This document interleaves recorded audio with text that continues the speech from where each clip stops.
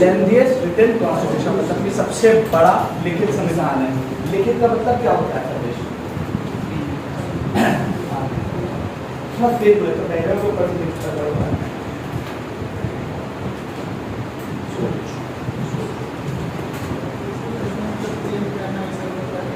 हाँ चेंज करना चाहिए, लेकिन एक और भी लिखना है। देखिए संविधान दो तरह के हैं, एक वो संविधान है जो कि लिखित है और एक वो संविधान है जो कि अलिखित है, मतलब कि रिटन नहीं है। और जो यूएसए का कॉन्स्टिट्यूशन वो कैसा है? रिटन, लिखा हुआ। हमारा रिटन लिखा हुआ है, लिखित है। बट ब्रिटेन का लिखित नहीं, तो इसका मतलब है नहीं क्या है, बट उसको जब रूल्स एंड रेगुलेशन लिखे हुए, लेकिन उसको किसी एक किताब में कंपाइल नहीं किया। जब कंपाइलेशन हो जाता है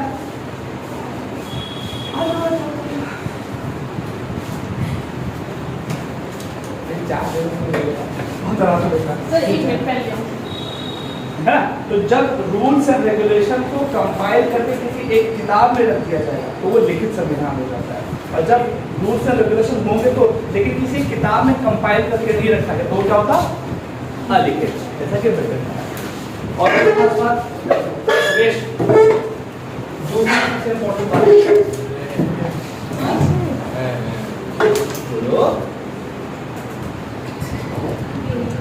संविधान की दूसरी सबसे इम्पोर्टेंट फीचर क्या है? राकेश बोलो, बोलने के पैसे मिलेंगे, इंटरव्यू में वैसे बैठ जाओ, उसमें वापसी आओ। Federal system is unified. संघवाद होते हुए भी हमारा एकात्मकता की तरफ झुकाव है, इसका मतलब क्या है? हाँ तो जो आपने बताया सर, फेडरल फीचर और हमारी जो मतलब कॉन्स्टिट्यूशन जो हमारे प्रोविज़न है वो फेडरल तो है, लेकिन यूनिटरी की तरफ बायस्ड है। क्यों है? बिकॉज़ यूनिटरी के फीचर्स आता है। Yes sir. अगर कोई एक फीचर है तो वो संघवाद को डिनोट करता है या एकात्मक को, इसको कैसे पता करेंगे? जहाँ पर दो लिखा हो वो फेडरल का फीचर होता है। रिटन कॉन्स्टिट्यूशन में तो दो नहीं लिखा कि दो संविधान, यूनाइटेड स्टेट को जो है ना पावर है, मतलब स्टेट हैज सम पावर, जिससे कि सेंटर को अपने लॉ से मतलब उसकी पावर को डिमिनिश नहीं कर सकते। किसी भी प्रावधान से अगर सेंट्रल गवर्नमेंट पावरफुल हो रही होगी तो उसको हम क्या बोलेंगे? एकात्मक प्रणाली का वो फीचर है। और किसी से भी अगर स्टेट गवर्नमेंट पावरफुल हो रही है तो उसको हम क्या बोलेंगे? वो संघवाद का फीचर। ये सारी बातें कल हो चुकी हैं, ठीक है। अब होप की चीजें आप लोगों को क्लियर होंगी। और आज से एक नया चैप्टर, और उस नए चैप्टर का नाम क्या है? बात करें। और जिनको दिक्कत होगी तो उससे बात करें। अब कोई हिम्मत ही नहीं भाला, तुम क्या करें? आ जाओ, तो वहीं से बताओ। असल में इनकी जो मुख्य विशेषताएं थी, उन्हीं मुख्य विशेषताओं में से दो बहुत इंपॉर्टेंट टर्म निकले थे। एक क्या था? ड्यू प्रोसेस ऑफ लॉ, और दूसरा था प्रोसीजर एस्टैब्लिशमेंट। ये वो प्रक्रियाएं हैं कि जिसको भारतीय जुडिशरी या किसी भी देश की जो न्यायपालिका होती है वो कानूनों पर अपने फैसले देने के लिए इस प्रोसीजर का यूज करते हैं। वो दो तरह के होते हैं, एक को बोलते हैं ड्यू प्रोसेस ऑफ लॉ जो अमेरिका में फॉलो किया जाता है, और दूसरा क्या होता है? प्रोसीजर एस्टैब्लिश्ड बाय लॉ, जिसको इंडिया में यूज किया जाता है, और हमने वो जापान से बॉट किया। ये क्या होता है मैंने कल एक्सप्लेन किया था, आज से आपको बताएंगे। Sir procedure established by law में पहले हम चेक करते हैं कि व्हाट इज लॉ, एंड जब पता चलता है कि मतलब कौन सा लॉ फॉलो किया है, फिर उसके बाद चेक करते हैं कि whether the law is valid और नॉट, एंड उसके बाद चेक करते हैं कि अगर लॉ भी वैलिड है, फिर हम चेक करते हैं कि जो प्रोसीजर फॉलो किया था वो क्या वैलिड है या नहीं है। अगर तीनों चीज़ें हो जाती हैं तब हम मतलब इट इज़ कंसिडर्ड कि वो प्रोसीजर एस्टैब्लिश्ड बाय लॉ के अंदर चला है। फिर उसके बाद अगर ड्यू प्रोसेस ऑफ लॉ, क्योंकि हम इंडिया में procedure established by law follow करते हैं, और लेकिन अमेरिकन जुडिशरी जो है due process of law follow करती है, उसमें जो है क्या होता है कि वो चेक करती है कि वेदर कोई आर्बिट्रेरीनेस तो नहीं है। If there is any arbitrariness तो मतलब वो यूज़ करके ड्यू प्रोसेस ऑफ लॉ पर, लेकिन इंडिया में भी हमने ड्यू प्रोसेस ऑफ लॉ को जैसा आपने बताया था कि यूज़ किया था, तो वो हमने From? पहले एडीएम जबलपुर केस में मतलब उसको बात आई थी लेकिन यूज नहीं किया था। तो फिर उसके बाद मेनका कांड का मेनका केस कांड। आया, उसमें उसने जो है पता है क्या फीलिंग आ रही है? वो जब कहते नहीं है व्हाट इज मशीन, तो कहता दिस इज द मशीन, और केवल वो चतुर कहते हैं दिस आप आया है अरे वो जो मास्टर कहते हैं क्या बात है, वही वाली फीलिंग मुझे आ रही है, क्या बात है, जबरदस्त। ये होती ग्रास्पिंग पावर, ये जरूरी है ना, ये तो आप बाइफरकेट नहीं कर रहे। फिलहाल बातें करने के लिए बहुत है, अब स्टार्ट करते हैं आज का चैप्टर, है ना। तो आज का चैप्टर है प्रियम्बल।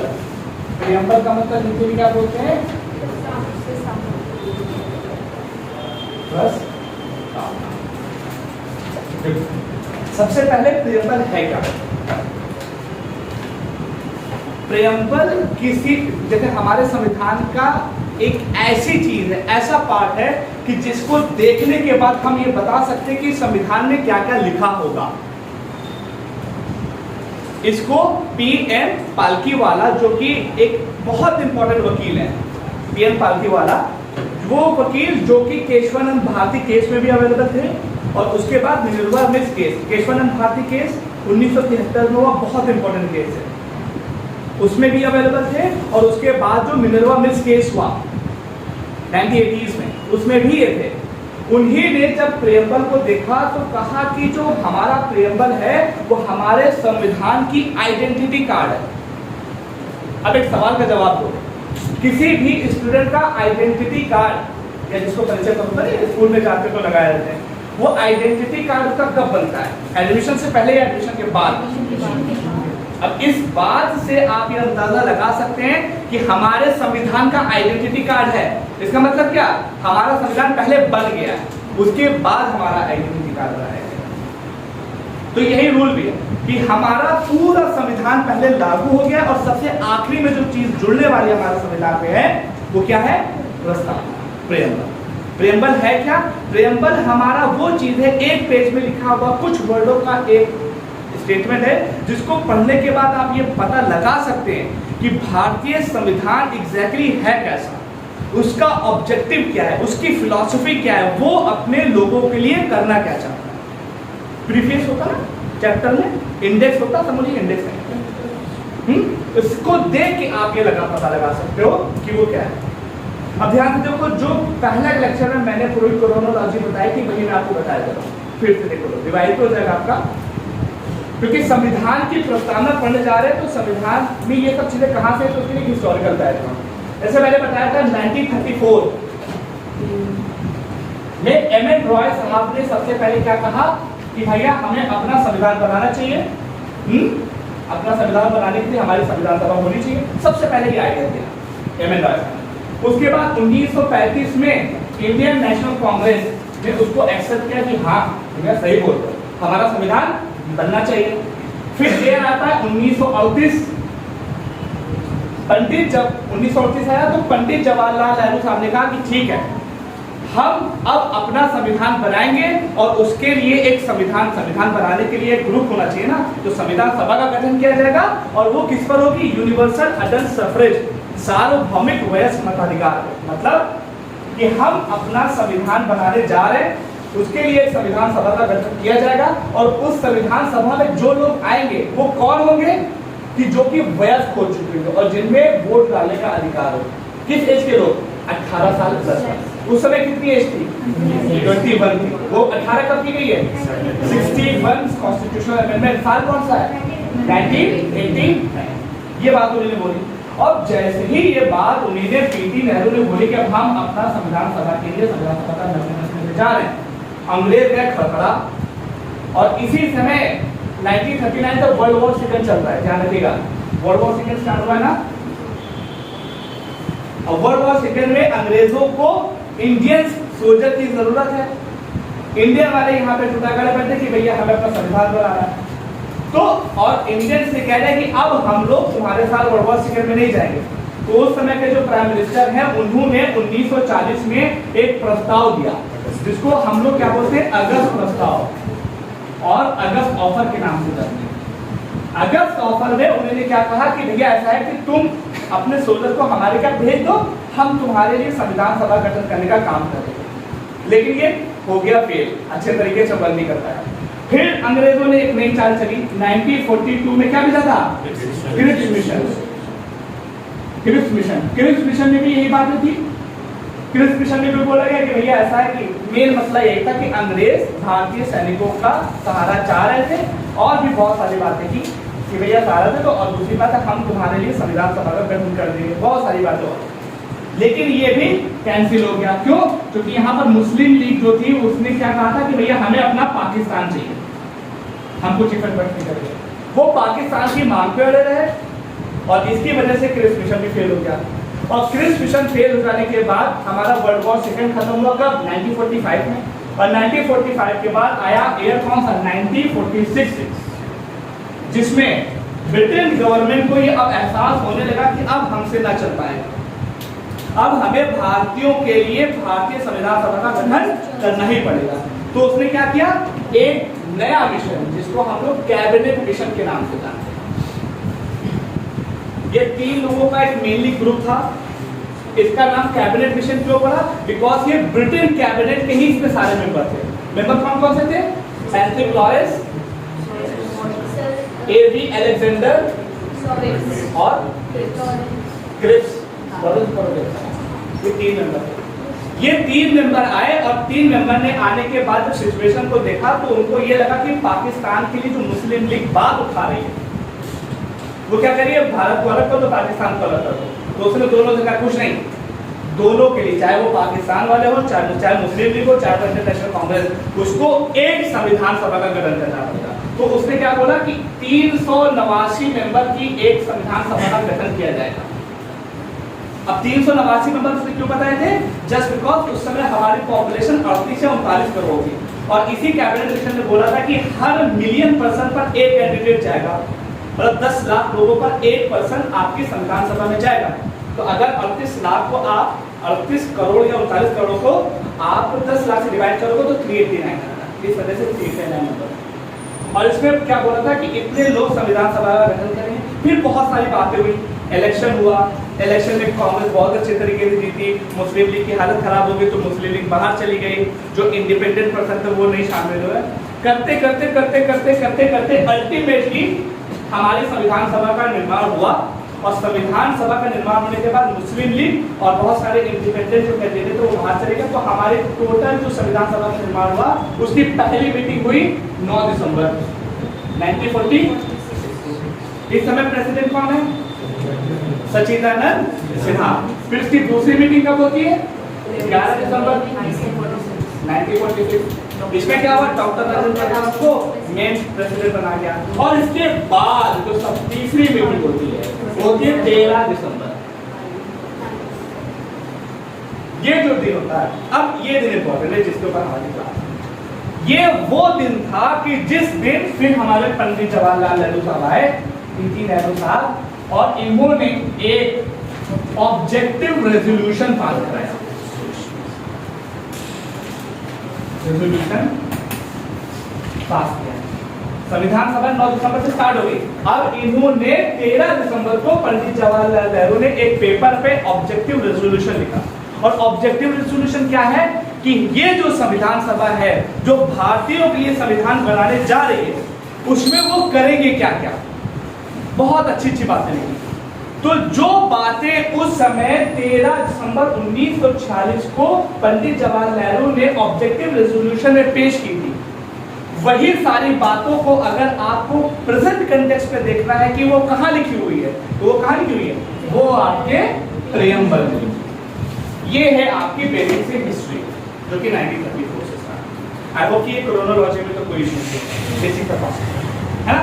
इट मीन कि हमारा संविधान हमको क्या देता है, हमारा संविधान हमसे क्या बातें करता है, हमारा संविधान हमको फिलोसॉफिकल पॉइंट ऑफ व्यू से क्या देता है, वो सारी बातें आपको समझनी है। तो आप किसको देख सकते हो? प्रेम्बल। और ये किस चीज की मूर्त रूप है? Objective resolution. अब एक सवाल का जवाब दो। ऑब्जेक्टिव रेजोल्यूशन जो 13 दिसंबर 1946 को पास हुआ, इसको अडॉप्ट किस तारीख को किया गया? 22 जनवरी 1947। ठीक है, ये अडॉप्ट है ना। तो ये बेसिक चीज है। अब हमें ये तो पता चल गया कि प्रेम्बल होता क्या है। नेक्स्ट, हाँ, प्रेम्बल होता है, ये बात समझना है। तो अब एक काम जो आप लोग को बहुत आराम से और सभी भारतीय नागरिक की ये जिम्मेदारी है कि उसको अपना प्रेम्बल याद होना चाहिए। कितनों को याद है? हाँ ठीक है, अच्छी बात, very good. It's mandatory to all of you कि वो याद करें, एक होमवर्क के तरीके से आप उसको समझ सकते हैं। या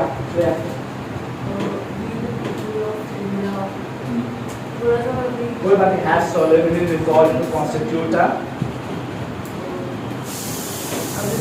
sovereign, socialist, secular, democratic republic and to give to our constitution equality, justice, liberty, equality, fraternity। तो ये जो प्रेम्बल है, ये प्रेम्बल की अपनी एक लैंग्वेज है। सबके पास बुक है? आपके पास बुक नहीं है तो बगल में शेयर कर लीजिए, एक दूसरे से बुक शेयर कर लो। नहीं मोबाइल खोलो तो देखो, हमको समझाएंगे, पढ़ो, तो वही हमारा काम है। खोलो खोलो मोबाइल में, खोलो प्रेम्बल देखो और ये याद करने वाली है।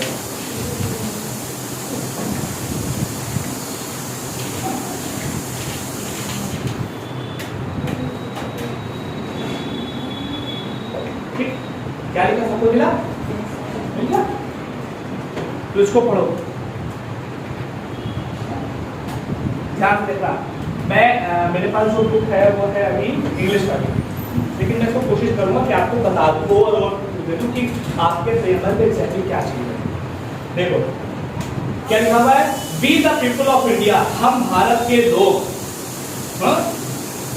having solemnly resolved to constitute into a this, और ये पूरा चीज लिखी है। ध्यान रखना, ये जो आपका प्रेम्बल है वो 4 मेजर चीजों को बताता है। अगर आप इस प्रेम्बल को पूरा पढ़ोगे तो इसमें 4 इंपॉर्टेंट चीजों के बारे में मेंशन किया गया है, और वो 4 चीजें क्या है? पहला है सोर्स, मतलब कि ये जो इस संविधान का, इस प्रस्तावना का सोर्स कहां से इसको पावर मिल रही है। तो कहां से मिल रही है? इसका आंसर खुद ही से दिया, वी द पीपल ऑफ, हम भारत के लोग। इट मींस भारतीय संविधान का मेन सोर्स क्या है? भारत के खुद ही लोग। और इस पर्टिकुलर कॉन्सेप्ट को बोलते हैं पॉपुलर सोवरेनिटी। क्या बोलते हैं, अभी हम आगे बात करेंगे, ठीक है। तो पहला क्या है, इसका सोर्स क्या है? तो सोर्स क्या है? हम भारत के लोग ही इसका सोर्स है। दूसरा पॉइंट, ये तो सोर्स हो गया। अब हमारे इसी प्रेम्बल ने हमको आगे चल के बताया कि इस भारत, जो हमारा भारत है, उसका नेचर किस तरीके का है, भारत है किस तरह का। तो भारत किस तरह का है? सोवरेन, संप्रभु, सोशलिस्ट, समाजवादी, सेकुलर, धर्मनिरपेक्ष, डेमोक्रेटिक, लोकतांत्रिक, रिपब्लिक मतलब गणतंत्र। ये इसका नेचर है कि हम लोग सोवरेन है, सोशलिस्ट है, सेकुलर है, डेमोक्रेटिक है, रिपब्लिक है। ये हमारे स्टेट का नेचर है। और इसका मतलब क्या होता है, अभी ये आगे डिस्कशन में बातें आएंगी। तो हमारा नेचर क्या है? हम 5 चीजें अपने नेचर में करते हैं। याद रखना, तो और इसी क्रोनोलॉजी से, ऐसा नहीं कि संप्रभु से पहले आपको सोशलिस्ट लगा दिया। इसमें वर्ड टू वर्ड आपको याद करना है। सोवरेन, सोशलिस्ट, सेकुलर, डेमोक्रेटिक और रिपब्लिक, ये है, ये हमारा नेचर हो गया। पावर कहां से मिली वो हमें पता चल गया। उसके बाद क्या है? नेचर। अब उसके बाद इस संविधान का ऑब्जेक्टिव क्या है, इस संविधान का उद्देश्य क्या है, ये संविधान हमको क्या देना चाहता है। तो क्या देना चाहता है? जस्टिस, न्याय। किस तरह का जस्टिस है? 3 तरह का जस्टिस, सामाजिक, आर्थिक और उसके बाद हमको लिबर्टी देना चाहता है। लिबर्टी क्या? स्वतंत्रता। लिबर्टी दे रहता है किस किस चीज की स्वतंत्रता? थॉट की, बिलीफ की, एक्सप्रेशन की, फेथ की, वर्शिप की। तीसरा पॉइंट क्या है? इक्वालिटी। ये हमें समानता देना चाहता है, समाज में समानता लाना चाहता है। समानता कितने तरह की दी जा रही है? 2 तरह की। कौन कौन सी है समानता? Status end of opportunity. Status की समानता, अभी हम इसको एक्सप्लेन करेंगे सब चीज को, तो खाली ये समझ लो कि क्या क्या वो देना चाहता है। इक्वालिटी देना चाहता है, और सबसे लास्ट क्या देना चाहता है? फ्रेटर्निटी, जिसको हम लोग क्या बोलते हैं? बंधुत्व, भाईचारा। तो जो हमारा प्रेम्बल है उसमें 4 मेन चीजें हैं। सबसे नंबर 1 सोर्स। तो इस संविधान का सोर्स क्या है? भारत के खुद हम लोग। इसका नेचर क्या है, ये भारत किस तरह का है? भारत सोवरीन है, सोशलिस्ट है, सेकुलर है, डेमोक्रेटिक है, रिपब्लिक है। हाँ? उसके बाद इस संविधान का उद्देश्य क्या है? ये हमको देना क्या चाहता है? हमको जस्टिस देना चाहता है, लिबर्टी देना चाहता है, इक्वालिटी देना चाहता है, फ्रेटर्निटी देना चाहता है। अभी क्या है मैं एक्सप्लेन करूंगा। उसके बाद चौथी चीज क्या है? चौथी चीज इसी प्रेम्बल में लिखी हुई कि इसको किस दिन एडॉप्ट किया गया और किसके द्वारा? अपने ही द्वारा। भारत के लोगों ने लिखा और भारत को ही ये एडॉप्ट करके लिख देगा। तो वो डेट कौन सी है? वो डेट भी आपके इसी प्रेम्बल में लिखी हुई है, 26 नवंबर 1949। तो अगर आप अब अपना प्रेम्बल पढ़ोगे, पहली बात तो आपको याद होना चाहिए। दूसरी चीज, अगर उसको क्लासिफिकेशन करोगे तो सबसे पहले सोर्स, फिर उसके बाद भारतीय नेचर क्या है, फिर उसके बाद उसका क्या दिया हुआ कि हमारा उद्देश्य ऑब्जेक्टिव क्या है, और उसके बाद क्या लिखा हुआ किस दिन इसको अडॉप्ट करें। ये है आपका बेसिक सा प्रेम्बल। इसके बारे में कुछ फैक्ट्स एंड फिगर और हैं। पहला फैक्ट एंड फिगर कि इसमें मात्र एक बार संशोधन किया गया है, सिर्फ एक बार, और वो संशोधन 42वें संविधान संशोधन के तहत किया गया था। हाँ? एक बार किया गया। अब संशोधन किया गया है तो संशोधन करके क्या किया गया? उसमें 3 वर्ड और ऐड कर दिए गए। कौन कौन से? सोशलिस्ट, सेकुलर और इंटीग्रिटी। इट मींस 1976 से पहले इसमें सोशलिस्ट वर्ड भी नहीं था, इंटीग्रिटी वर्ड भी नहीं था और सेकुलर वर्ड भी नहीं था। जब आप पूरा पढ़ोगे तो उसमें से 1976 से पहले ये 3 वर्ड नहीं थे। ये तीनों वर्ड आपके 42वें संविधान संशोधन से ऐड किए गए। ये एक बार संविधान में संशोधन हुआ है, इसके बाद कभी संविधान में संशोधन प्रेम्बल में संशोधन नहीं हुआ। अब एक क्वेश्चन का जवाब दो, क्या आगे प्रेम्बल में कभी संशोधन हो सकता है या नहीं? हो सकता है। सपोज दैट किस तरह का संविधान संशोधन प्रेम्बल में नहीं हो सकता?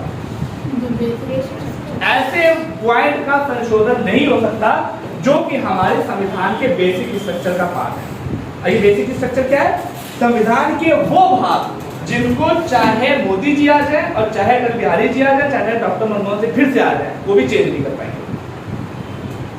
ऐसे पार्ट को हम लोग क्या बोलते हैं? Basic structure of the constitution. मतलब पूरे संविधान में चेंज हो सकता है, लेकिन कुछ ऐसी चीजें हैं कि जहां पर कोई भी आ जाए कभी संशोधन उसमें नहीं हो सकता, और उन चीजों को हम क्या बोलते हैं? Basic structure of the constitution, भारतीय संविधान का मूलभूत ढांचा। और ये मूलभूत ढांचा संविधान में कब लागू किया गया?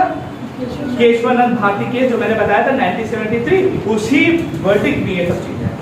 इट मींस कि जो बेसिक स्ट्रक्चर है वो लॉ बना के नहीं, बल्कि सुप्रीम कोर्ट की एक वर्डिक्ट के बाद है। मतलब सुप्रीम कोर्ट ने इसको हमारे संविधान में implement कर दिया। और ये हर दिन, day by day, year by year, decade by decade ये बढ़ता जा रहा है। सुप्रीम कोर्ट को जब लगता है कि ये हमारे संविधान का मूलभूत ढांचा है, तो उसको इंक्रीज कर देती है। तो अगर कोई भी ऐसी चीज जो हमारे मूलभूत या बेसिक स्ट्रक्चर का पार्ट है और अगर वो हमारे प्रेम्बल में है, तो उसको प्रेम्बल में चेंज नहीं किया जा सकता। ये बात समझ आ रही है? चेंज नहीं किया जाता। अब कोई बता दो कि प्रेम्बल के वो कौन से ऐसे पार्ट है जो हमारे बेसिक स्ट्रक्चर का पार्ट है? प्रेम्बल में वो कौन सी चीजें हैं जो हमारे बेसिक स्ट्रक्चर का पार्ट है? सेकुलर और इंटीग्रिटी ऑफ द नेशन, ये भी हमारा है। एक पूरा चैप्टर है इसके ऊपर, आगे आने वाले लेक्चर्स में वो चीज रहेंगी। लेकिन अभी ध्यान रखना, ये सेकुलर वर्ड है, ये सेकुलर हमारे बेसिक स्ट्रक्चर का पार्ट है। अगर सेकुलर को हटाया जाएगा तो पॉसिबल नहीं। फिलहाल तो ये बातें हो गई। एक बार संविधान संशोधन हुआ है, सॉरी और भी चीजें छाटा बेटा सारी चीजें बताएंगे।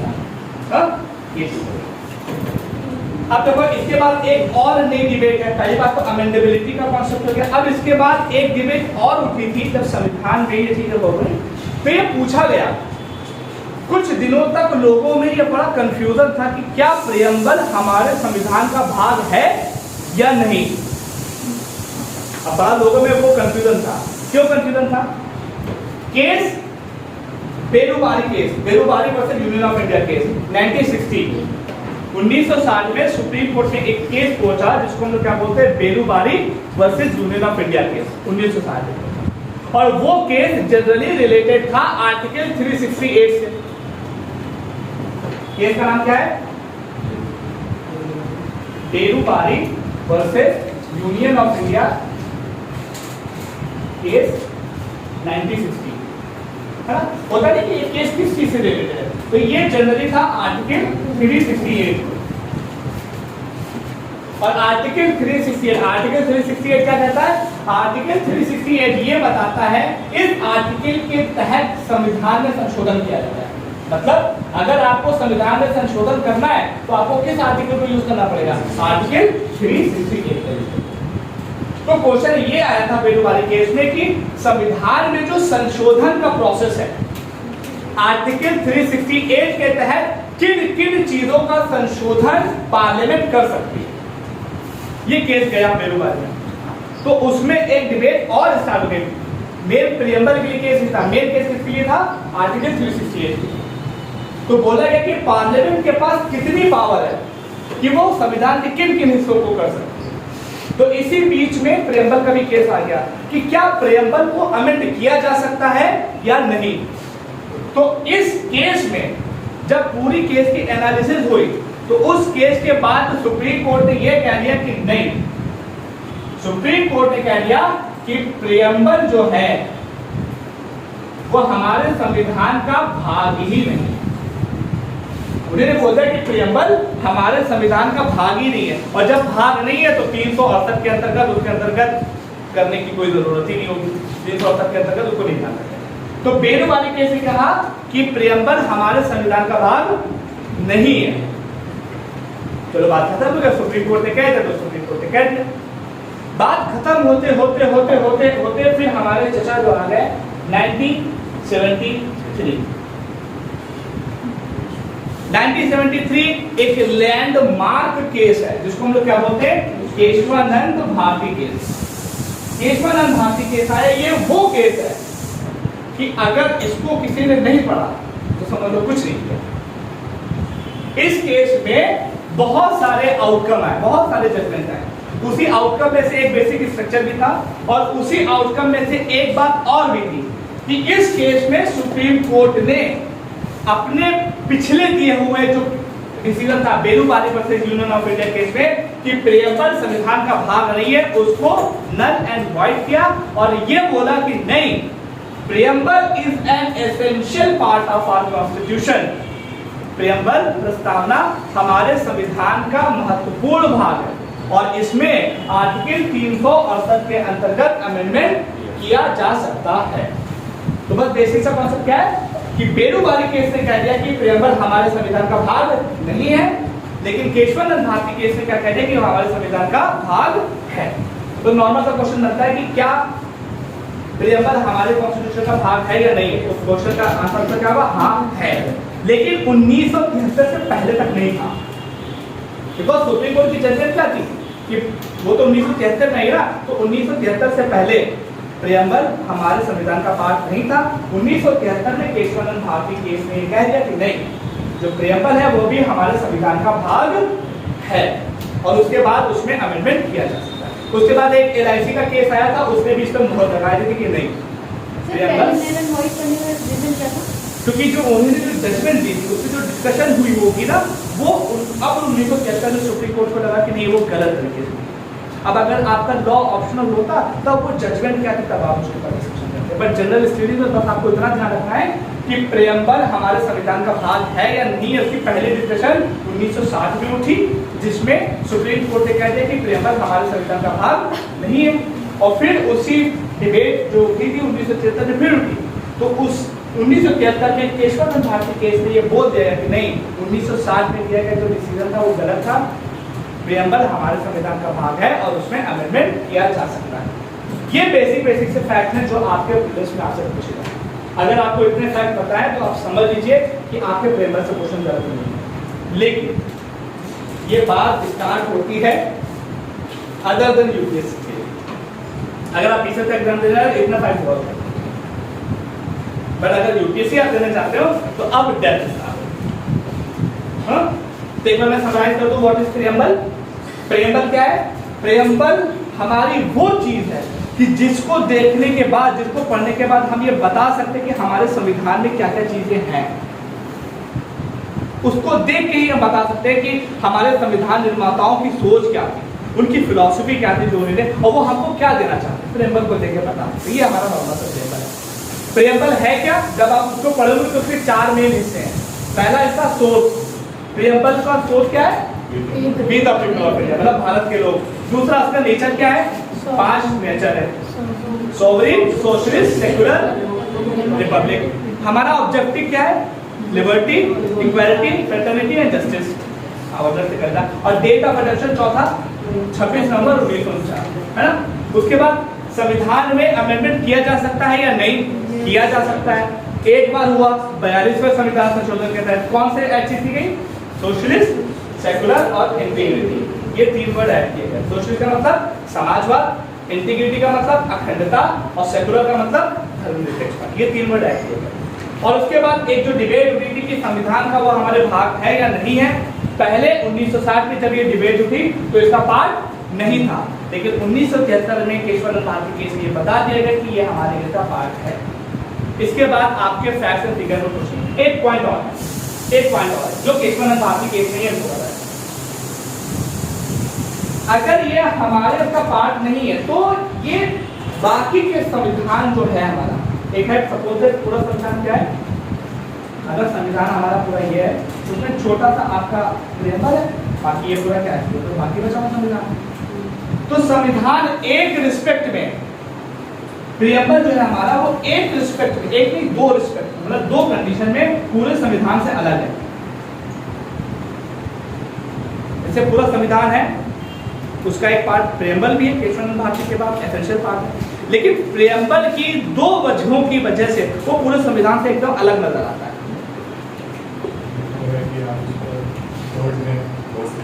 Exactly yes.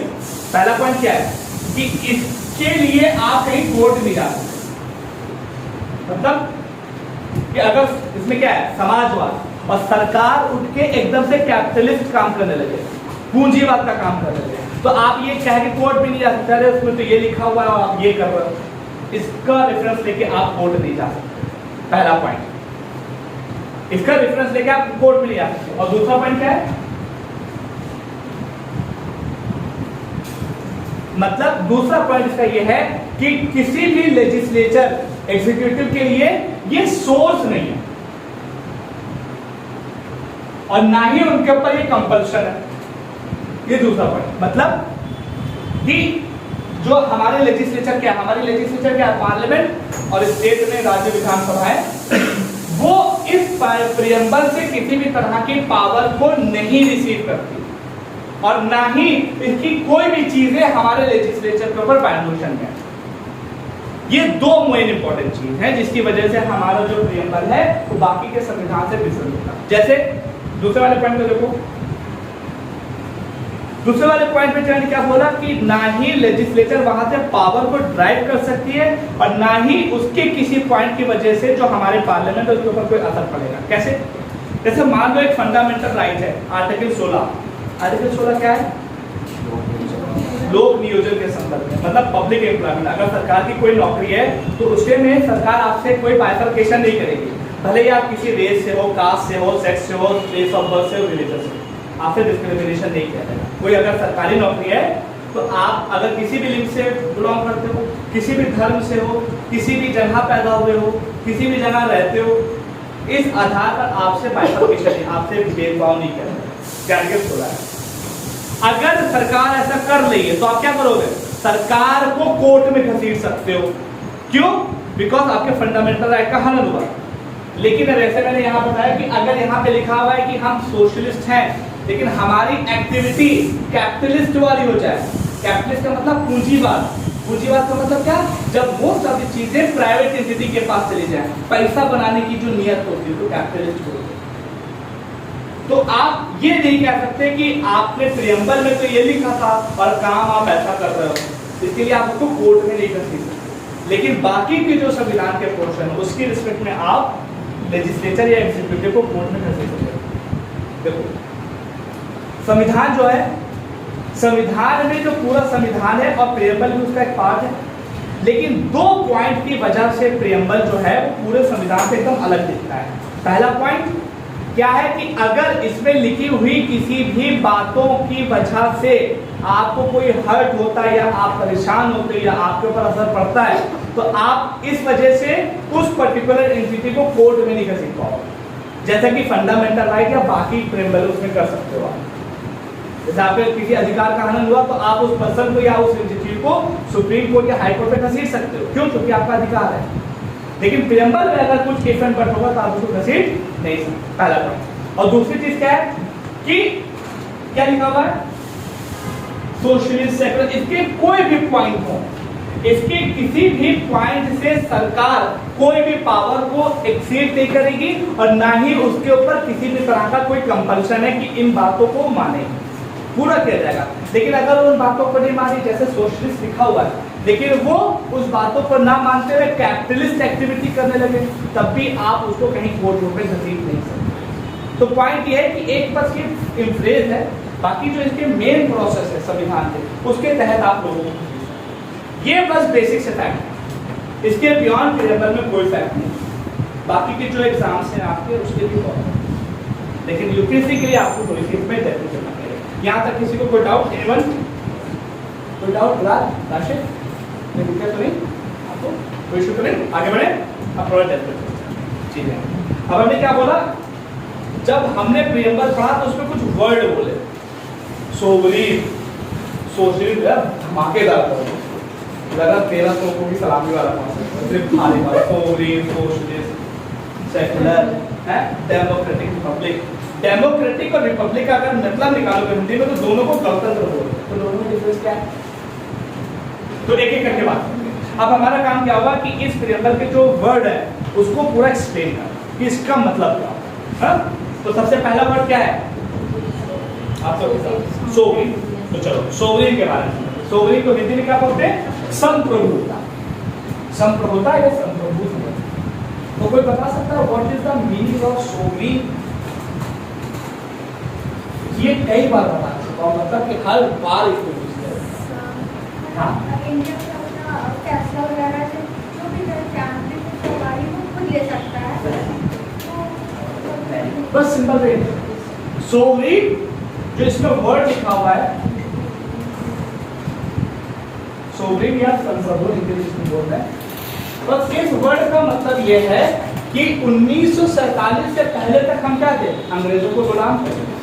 जब हमारा संविधान बन गया तो अब हम गुलामी धार के संप्रभु बन गए, मतलब हमारे ऊपर हमारे इंटरनल मैटर हो चाहे वो एक्सटर्नल मैटर हो, किसी का कोई भौकाल दबाव मेरे ऊपर नहीं। हमारा मन होगा तो हम पाकिस्तान के साथ रिलेशन अच्छे करेंगे, मेरा मन नहीं होगा तो हम नहीं करेंगे।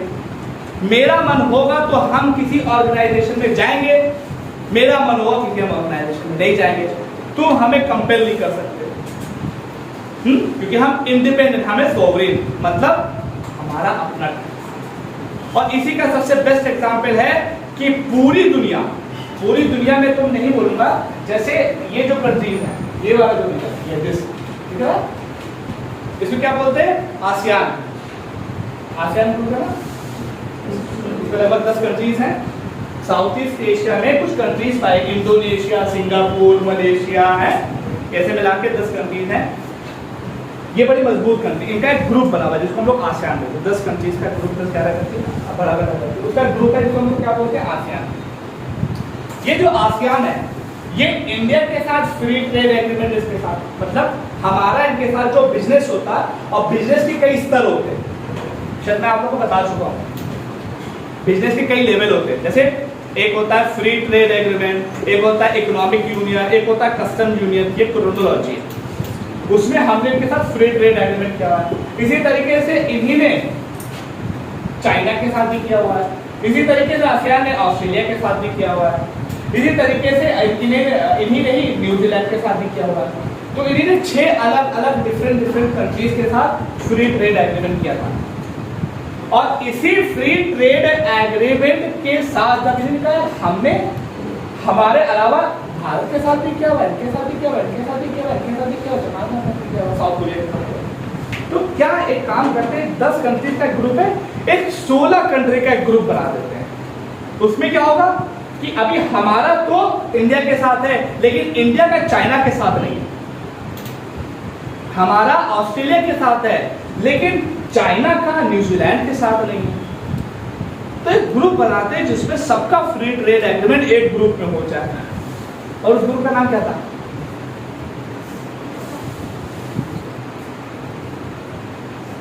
हाँ, पढ़ो भाई के बैठ गए। हाँ? अरे यार बहुत तगड़ी डिबेट है, एक साल फ्री डिबेट, एक साल नहीं बल्कि 3-4 साल डिबेट चली। भारत से बोला जा रहा था, जैसे आसियान है, आसियान का भारत के साथ फ्री ट्रेड एग्रीमेंट है, इनका ऑस्ट्रेलिया के साथ है, न्यूजीलैंड के साथ है, चाइना के साथ है, जापान के साथ है, साउथ कोरिया के साथ। तो उन्होंने कहा जब हम लोग सबके साथ अलग अलग कर रहे हैं तो एक पूरा ग्रुप बना दो जिसमें सब कुछ फ्री ट्रेड एग्रीमेंट होगा। RCEP नाम था क्या? क्या नाम था? देखो ये RCEP, regional comprehensive economic partnership. ये क्या था? इसने क्या किया कि ये जो हम आसियान तो हैं, लेकिन हमने सबके साथ अलग अलग किया हुआ। अब RCEP में क्या हुआ, जितने आसियान के 10 कंट्री और ये 6 कंट्रीज मिलके सबका फ्री ट्रेड एग्रीमेंट हो जाएगा। अब पूरा इंडिया घुसे कि भाई कर लो, भाई कर लो कर लो कर लो। लेकिन जब एनालिसिस की गई तो पता ही चला कि सारा इसमें चाइना भी है, और चाइना के साथ क्या इशू है कि चाइना एक्सपोर्ट ओरिएंटेड कंट्री है, खूब बेहतर, जहाँ देखो चाइना मोबाइल चल रहा है, चाइना हर चीज चाइना में, तो वो एक्सपोर्ट बहुत करता। अभी हमारी उसके साथ रिस्ट्रिक्शन है, अगर वो हमारे को कुछ भेजेगा तो हम उसके ऊपर रिस्ट्रिक्शन लगा सकते हैं, लेकिन अगर फ्री ट्रेड एग्रीमेंट हो गया तो सारा हमारे का भर देगा एकदम। और जब हमारे का भर देगा तो हमारी लोकल इंडस्ट्री क्या करेगी, उसको बहुत खतरा। उसी तरीके से न्यूजीलैंड और ऑस्ट्रेलिया के साथ यहाँ पे दूध बहुत अच्छा होता है, गाय वाय जो भैंस वो बहुत अच्छी है, हाँ? तो यार फ्री ट्रेड एग्रीमेंट हो जाएगा तो ये सब चीजें। इसी तरीके से हमारी हर कंट्री के साथ कुछ ना कुछ इशू। इंडिया को बोला गया तुम भी बन जाओ, तुम भी बन जाओ, तुम भी बन जाओ, तुम भी बन जाओ, इसके बाद इंडिया ने कहा नहीं, कहा नहीं। क्यों? यही सब सिचुएशन देखने के बाद, और हमने बोला नहीं, किसी ने हमसे कहा अब तुम्हारे साथ ये करेंगे। क्यों? हमने बोला भोकाल के साथ नहीं, बिकॉज हम सोवरीन हैं, कोई कंपल्सन नहीं किसी का व्यापार नहीं। हमारा मन होगा तो हम आएंगे, नहीं होगा तो नहीं आएंगे। हाँ? तो सोवरीन का मतलब है हमारे पास किसी का कोई प्रेशर नहीं। ब्रिटेन का था 1947 से पहले ब्रिटेन गया, सब कुछ खत्म, तब हम एकदम भौकाल में चौड़े रहते हैं। ठीक है, ना ही इंटरनल मैटर पे ना ही एक्सटर्नल मैटर। नेक्स्ट वर्ड, दूसरा वर्ड क्या है? समाजवादी, या जिसको हम लोग क्या बोलते हैं, सोशलिस्ट। ध्यान रखना, सोशलिस्ट वर्ड हमारे मेन प्रियम्बल में नहीं था, ये 42nd कॉन्स्टिट्यूशनल अमेंडमेंट 1976 के बाद था। इट मीन 1976 से पहले हमारे में सोशलिस्ट वर्ड नहीं था। तो क्या हम सोशलिस्ट नहीं थे पहले? तो मैं सोशलिस्ट बता दूं। देखो, ह्यूमंस की आइडियोलॉजी होती है, ह्यूमंस की या इकोनॉमिक जो पॉइंट ऑफ व्यू उसमें आइडियोलॉजी होती है। कुछ लोग होते हैं जो सोशलिस्ट होते हैं, कुछ लोग होते हैं कैपिटलिस्ट। सोशलिस्ट का मतलब क्या कि जो मीन्स ऑफ प्रोडक्शन है, जैसे कंट्री है तो कंट्री में मोस्ट ऑफ द डोमिनेंसी किसकी होगी? सरकार की जाओ। जैसे कि चाइना, तो वो सोशलिस्ट है, वो तगड़ा वाला सोशलिस्ट है। और कैपिटलिस्ट का मतलब क्या होता है कि जो मीन्स ऑफ प्रोडक्शन है, तो जो भी चीजें यहाँ पर पैदा या सर्विसेज किया थे उस पर सबका प्राइवेट वालों का अधिकार है। जैसे कि, और वो क्या होता है, जो कैपिटलिस्ट अप्रोच होती है उसमें पैसा बनाने की बात होती है। ऐसी सोच जिसमें आप पैसा मिंट करें, जहां से पैसा बना। देखिए बड़े बड़े बिजनेस टाइकून अमेरिका में क्यों होते हैं? क्योंकि वो कैपिटलिस्ट कंट्री है, और कैपिटलिस्ट कंट्री में उनका मतलब ही सिर्फ प्रॉफिट ओरिएंटेड है, और उसमें ज्यादातर जो मीन्स ऑफ प्रोडक्शन है वहां पर प्राइवेट एंटिटी के पास। तो जब प्राइवेट एंटिटी के पास ज्यादा से ज्यादा चीजों का कंट्रोल हो और साथ ही साथ उनका मेन मंशा क्या हो, प्रॉफिट कमाना, तो उसको हम लोग क्या बोलते हैं? कैपिटलिस्ट। और सोशलिस्ट क्या होती है कि प्रॉफिट मिंटिंग हमारा प्रोसेस नहीं है, हमारा मेन मकसद क्या है? लोगों की भलाई करना। अब लोगों की भलाई करने के लिए सरकार क्या सोचती है कि जितने भी चीजें यहाँ पर जो भी गुड्स एंड सर्विसेज प्रोड्यूस हो रही है उस पर हमारा अधिकार। ये बेसिक सा ओवरव्यू है। अब इसी सोच, जो सोशलिस्ट अच्छा लग रहा है ना, क्योंकि लोग अपने लिए फायदे के लिए सोचते, बल्कि यहाँ पर समाज के लिए सोचा जाता है। अब इसकी अलग डिबेट है, चाइना में भी सोशलिज्म है, आपके यूएसएसआर में भी था, इंडिया में भी है, तो दोनों में डिफरेंस क्या है धीरे धीरे देखेंगे, लेकिन मेरे साथ चलना। तो 1976 से पहले सोशलिस्ट वर्ड नहीं था, तो क्या हम लोग सोशलिज्म को फॉलो नहीं करते थे? करते थे। कैसे है ना? तो भारतीय संविधान में बहुत सारे ऐसे प्रोविजन है, जैसे कि डीपीएसपी, राज्य की नीति निर्देशक तत्व, directive principle of state policy, उसके जरिए से होता था। और भी कई सेगमेंट थे जिससे हमें ये पता चलता था कि हम सोशलिस्ट हैं, लेकिन वो डायरेक्टली नहीं पता चलता। लेकिन 1976 में हमने ये सोशलिस्ट को डायरेक्टली इंक्लूड कर दिया। अब ध्यान से देखना, तो 1976 में हुआ। हमारे यहाँ का जो सोशलिज्म या सोशलिस्ट कैरेक्टर है वो दो लोगों से मिलता है। पहला मार्क्सिज्म और दूसरा क्या है? गांधीज्म। मतलब जो सोशलिस्ट है ना वो दो तरीके से, दोनों का ये जो मार्क्स थे, कार्ल मार्क्स साहब थे, कार्ल मार्क्स साहब भी चाहते थे कि स्टेटलेस सोसाइटी हो, मतलब कोई भी सोसाइटी हो उसमें कोई स्टेट ना हो, कोई गवर्नमेंट कोई ना हो, सब लोग अपने आप में एकदम फ्री हो। कार्ल मार्क्स भी वही चाहते थे, गांधी भी वही चाहते थे, लेकिन इनका उस चीज को अचीव करने का तरीका अलग था। मार्क्स साहब कहते थे कोई अगर माने तो ठीक है, नहीं तो उठा के भूल दो, मतलब भावों को। मार्क्स साहब थोड़ा सा वायलेंस को सपोर्ट करते हैं। जो गांधी जी थे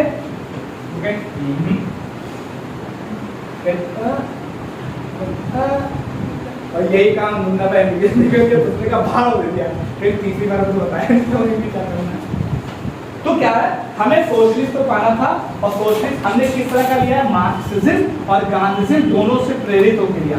लेकिन चूंकि गांधी जी क्या कहते थे कि हम वायलेंस को सपोर्ट नहीं करते हैं, मार्क्स कहते थे कि हम इसको सपोर्ट करते हैं, तो हमने क्या कोशिश की कि हमने गांधीयन फिलॉसफी को ज्यादा तरीके से ऑफ किया।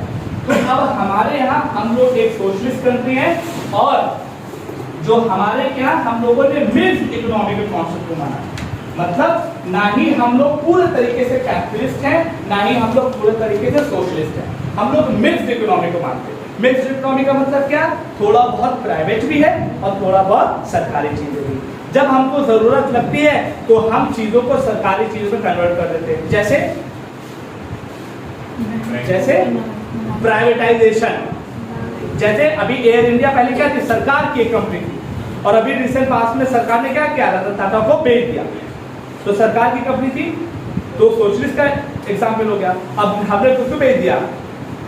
रतन टाटा को, प्राइवेट इंडस्ट्री को बेच दिया, तो कैपिटलिस्ट। तो सोशलिस्ट का भी हर काम करे कैपिटलिस्ट, उसको क्या बोलते हैं? Mixed economy. तो कहने का मतलब बस यही है, at the end of the day हम लोग सोशलिस्ट वर्ड 1976 में ऐड हुआ। 76 में ऐड होने से पहले भारतीय संविधान में कुछ प्रोविजन ऐसे थे तो जो सोशलिज्म को बयान करते थे, और प्रोविजन कहाँ थे? डीपीएसपी में। लेकिन 1976 के बाद हमने स्पेसिफिकली ये वर्ड अपने पेपर में ऐड कर दिया, और हमारा जो सोशलिज्म है वो मार्क्सिज्म और गांधीज्म से मिलता जुलता है, लेकिन हमने अपना ज्यादा सपोर्ट गांधीज्म सोशलिज्म को दिया हुआ।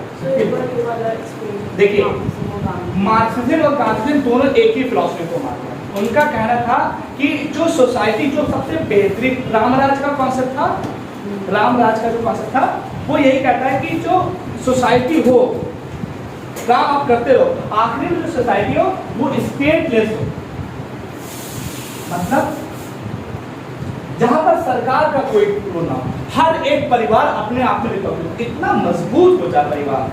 जैसे अभी क्या है, गांव में पंचायतें होती, गांव से आगे बढ़ोगे तो डिस्ट्रिक्ट होता है, डिस्ट्रिक्ट में जिला कोर्ट होती है, फिर उसके बाद आपका स्टेट होता है, राज्य होता है, फिर उसके बाद केंद्र सरकार होती है। तो केंद्र सरकार भी है, राज्य सरकार भी है, डिस्ट्रिक्ट वाली सरकारें भी हैं, फिर पंचायत भी है। तो गांधी जी कहते हैं कि जो सरकारें चला रही कि तुम ये करो, तुम ये करो, तुम ये करो, तुम ये करो, ये नहीं होना चाहिए। हर एक परिवार अपने आप में इंडिपेंडेंट होना चाहिए। तो क्या होना चाहिए? स्टेटलेस। यहाँ पे स्टेट में राज्य की बात नहीं कर रहा हूँ, यहाँ पे स्टेट का मतलब केंद्र सरकार भी है, राज्य सरकार भी है, डिस्ट्रिक्ट एडमिनिस्ट्रेशन भी है, पंचायतें भी, ये सब नहीं होना चाहिए।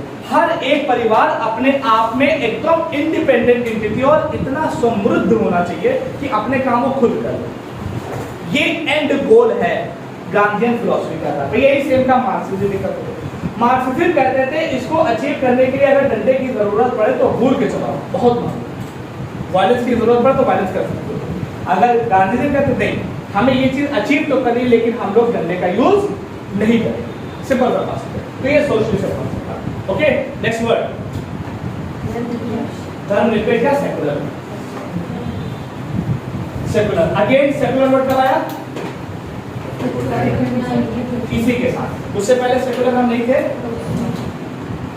उससे पहले सेकुलर नहीं थे। अच्छा, तो ये बताओ कि क्यों हमने जब देश हमारा आजाद हो गया तो सेकुलर वर्ड को ऐड नहीं किया?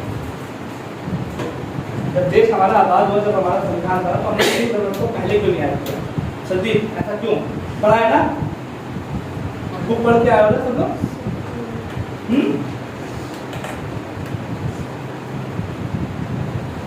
बताओ, बुक तो पढ़ के आए ना सब लोग? नहीं पढ़ी? बोलिए ना, क्यों हमने नहीं ऐड किया?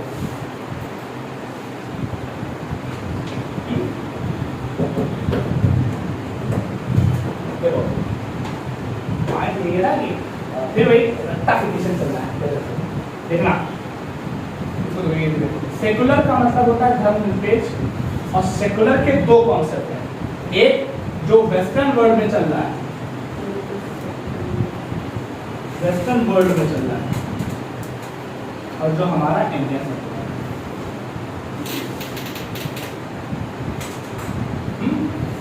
वेस्टर्न वर्ल्ड का मतलब क्या? अमेरिकन कंट्री, भारत के वेस्ट है तो वेस्टर्न वर्ल्ड है। यहां पर भी सेकुलरिज्म है, लेकिन अलग तरीके का। ये कहती है कि जो रिलीजन है एंड जो गवर्नमेंट है या स्टेट है, इनका कोई भी रिलेशन नहीं हो सकता, एकदम अलग अलग होना चाहिए। मतलब किसी भी तरह के रिलीजियस मैटर में आपकी गवर्नमेंट पार्टिसिपेट नहीं करेगी, कुछ हो जाए।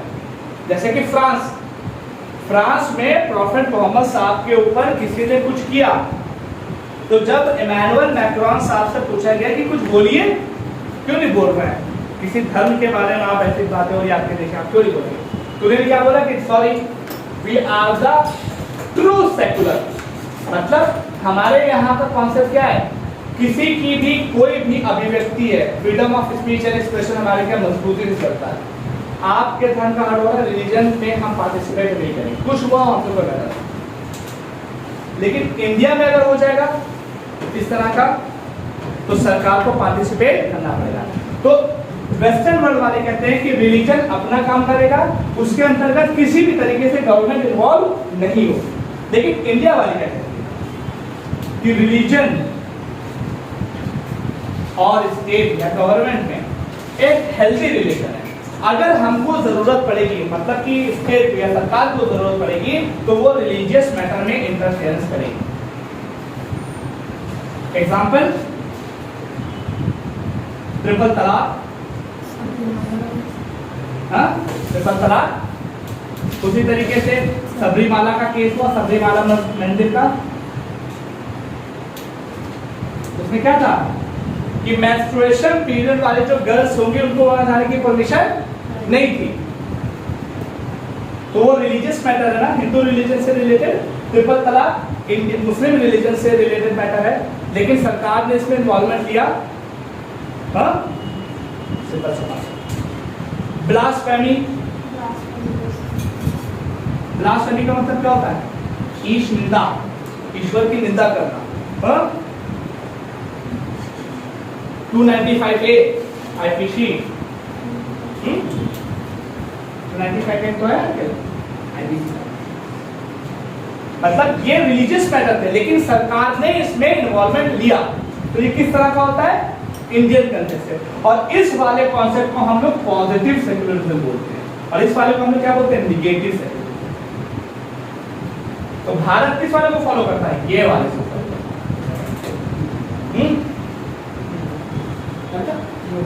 ये वाला अपना वाला, इसको बता दें। देखो, एक होता है रिलीजन, एक होता है राज्य या सरकार। अगर ये वाला ट्रिपल तलाक वाला कॉन्सेप्ट फ्रांस में होता, तो फ्रांस की सरकार उसमें इन्वॉल्वमेंट ही ना लेती। कहती क्यों? क्योंकि कहती कि हम धर्म से एकदम अलग है, ये मुसलमानों का कॉन्सेप्ट है, मुसलमान अपने साथ रखें, हमारा उससे कुछ भी हो जाए हम इंटरफेयर करेंगे, चाहे जितना वहां पर औरतों के साथ अन्याय हो रहा हो, हम इंटरफेरेंस करते हैं। लेकिन इंडिया का नहीं, हो सकता है कि जो कानून बने हो वो गलत हो। अगर सरकार को लगता है कि उसमें वो कुछ लोगों के ट्रिपल तलाक आने का कॉन्सेप्ट क्या था, उनको लगा था कि जो गर्ल्स हैं उनको थोड़ा हम अपलिफ्ट कर दें। आप यहाँ पे मेन क्या है, 3 बार बोला तलाक तलाक तलाक, मतलब व्हाट इज दिस? सरकार को लगा गलत है ये, तो सरकार ने उसमें गवर्नमेंट की और उसी को खत्म किया। लेकिन अगर ये फ्रांस में होता तो फ्रांस की गवर्नमेंट क्या कहती, हम नहीं करेंगे। क्यों? बिकॉज हम लोग सेकुलर है और हमारा सेकुलरिज्म क्या है, एकदम अलग है। और इस तरह के सेकुलरिज्म को नेगेटिव सेकुलरिज्म बोलते हैं, इस तरह को पॉजिटिव बोलते हैं। और यही नेगेटिव सेकुलरिज्म था जो कि उस समय बहुत प्रवेल था। यही नेगेटिव सेकुलरिज्म था जो उस समय बहुत प्रवेल था। इसी वजह से जो संविधान निर्माताओं ने सेकुलर वर्ड उस समय वहां पर इम्प्लीमेंट नहीं किया। क्यों? अगर वो इम्प्लीमेंट कर देते तो लोगों को लगता कि हम लोग सरकार और धर्म एकदम अलग अलग है, तो लोगों में गलत पॉइंट चला जाता। तो डायरेक्टली हमने इम्प्लीमेंट नहीं किया ये वाला वर्ड, लेकिन इम्प्लिसिटली हमने उस चीज को इम्प्लीमेंट कर दिया। और वो क्या चीज थी, वो कौन से ऐसे आर्टिकल थे जो सेकुलर कैरेक्टर को बताते थे? बहुत सारे आर्टिकल थे, जैसे 25 से लेकर 28, इसी तरीके से universal civil code article 44, uniform civil code, और इसी तरह के और भी कई मैटर हैं जो कि सेकुलर कैरेक्टर को बताता हूँ। कल मैं बता चुका हूँ, जैसे 14, 15, 16, 17 के भी देख सकते हैं। देखिए आर्टिकल डायरेक्टली कब मेंशन हुआ, 1976 में। बात समझ में आई कि नहीं? क्लियर है? सेकुलर क्या है? दो कॉन्सेप्ट, नेगेटिव पॉजिटिव। नेगेटिव का मतलब सरकार और धर्म में कोई रिलेशन नहीं, धर्म अपनी जगह काम करेगा, सरकार अपनी जगह काम करेगी। ये सब कहाँ पे फॉलो होता है? वेस्टर्न वर्ल्ड में।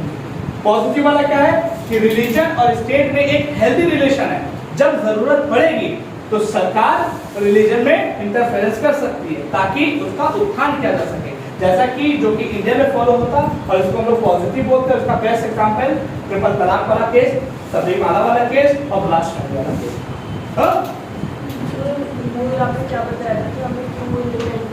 इस समय क्या है, उस समय पूरी जो सोसाइटी थी, पूरी जो वर्ल्ड ऑर्डर था, वो वर्ल्ड वॉर सेकेंड से भरा था। तो वर्ल्ड वॉर सेकेंड के बाद ये देखा गया कि क्या क्या वजह थी कि जिसकी वजह से इतनी बड़ी त्रासदी हुई। तो उस समय जो एक कॉन्सेप्ट बहुत तेजी से निकल के आ रहा था, वो नेगेटिव कॉन्सेप्ट ऑफ सेकुलरिज्म निकल के आ रहा था। तो इन्होंने कहा कि अगर हम सेकुलर को वहां पर रख देंगे तो लोग उसी वाले कॉन्सेप्ट को मानने लगेंगे। तो हैजार्डस ना हो ज्यादा सोसाइटी में, इस वजह से हमने यूज ही नहीं किया। लेकिन उसके इम्प्लिसिट कैरेक्टर की, हमारा जो सेकुलर कैरेक्टर है, वो हमने इस आर्टिकल के तहत कॉन्स्टिट्यूशन में मेंशन किया। बात समझ आई? आगे बढ़े, नेक्स्ट वर्ड लोकतांत्रिक। ये अच्छे कॉन्सेप्ट है, थोड़े कॉन्सेप्ट है। डेमोक्रेटिक, देखो मैं बिना पढ़ाया पूरा कंप्लीट करा नहीं छोड़ूंगा, और अगर किसी को जाना है तो वो जा सकता है, क्योंकि वीडियो तो आपको शाम के आ ही जाएगी। लेकिन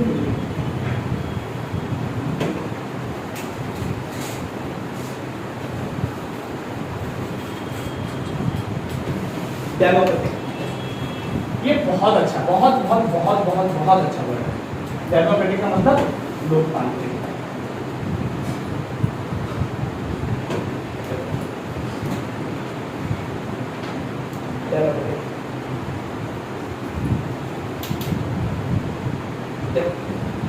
कुछ कॉन्सेप्ट है इसमें ध्यान रखना। डेमोक्रेटिक वर्ड मिला है डेमोक्रेसी से, और डेमोक्रेसी दो तरह की होती है। फर्स्ट ऑफ ऑल डेमोक्रेसी दो तरह की। उससे पहले ये समझ लो व्हाट इज डेमोक्रेसी। डेमोक्रेसी का मतलब क्या होता है? Of the people, by the people, for the people. मतलब जहां पर लोग सबसे ज्यादा इंपॉर्टेंट हो जाए वो आपकी डेमोक्रेसी है। और इसी पर्टिकुलर कॉन्सेप्ट को हम लोग क्या बोलते हैं? Popular sovereignty.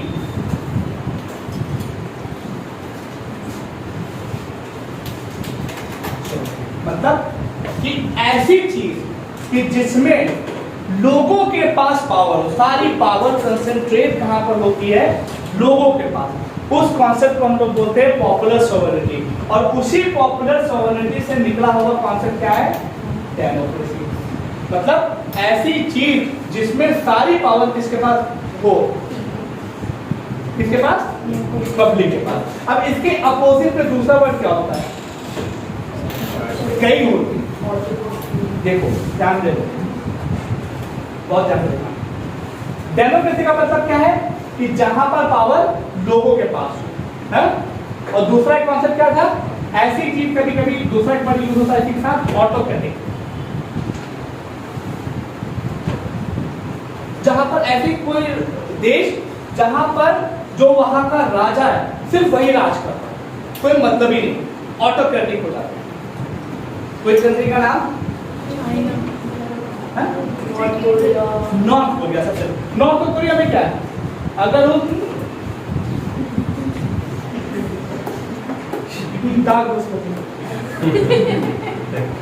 हाँ वैसा ऐसे ही करता, ऐसे करता वो दिखता तो ऐसे करता। तो उसने मिसाइल ताकि अमेरिका ने कहा कि भैया हम जो है जो साउथ कोरिया के साथ ये डील करने जा रहे हैं, तो ठीक है कर दो, हमारे पास एक बटन है दबाने जा रहे हैं। अगर एक मिसाइल का मुंह डाल दो, कैसा किनार कर दे, आंखें तो दिखाई है कितनी शादी खुली।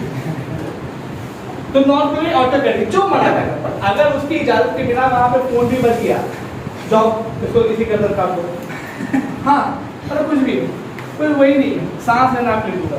ऑटोक्रेटिक जो मना रहा खुद से मना, खुद के राज ऑटोक्रेटिक। डेमोक्रेसी में भारत में हो जाए तो मोदी जी कर ले तो डंडा रहेंगे नहीं तो बढ़िया। हल्का सा कुछ होता, सीए नासी का बवाल देखा था, क्या हुआ? एक लॉ गलत बना था। नॉर्थ कोरिया में तो सारे लॉ गलत बन रहे हैं, कोई कुछ नहीं कर रहा। क्यों? क्योंकि वो ऑटोक्रेटिक करते हैं, तो किसी का खुद की जो मना है। डेमोक्रेसी में ये नहीं, डेमोक्रेसी में मेन पावर किसके पास है? लोगों के पास। अगर किसी ने कुछ गलत लॉ बनाया तो लोग उठा के हल की तरह करते हैं, तो डेमोक्रेसी की पावर।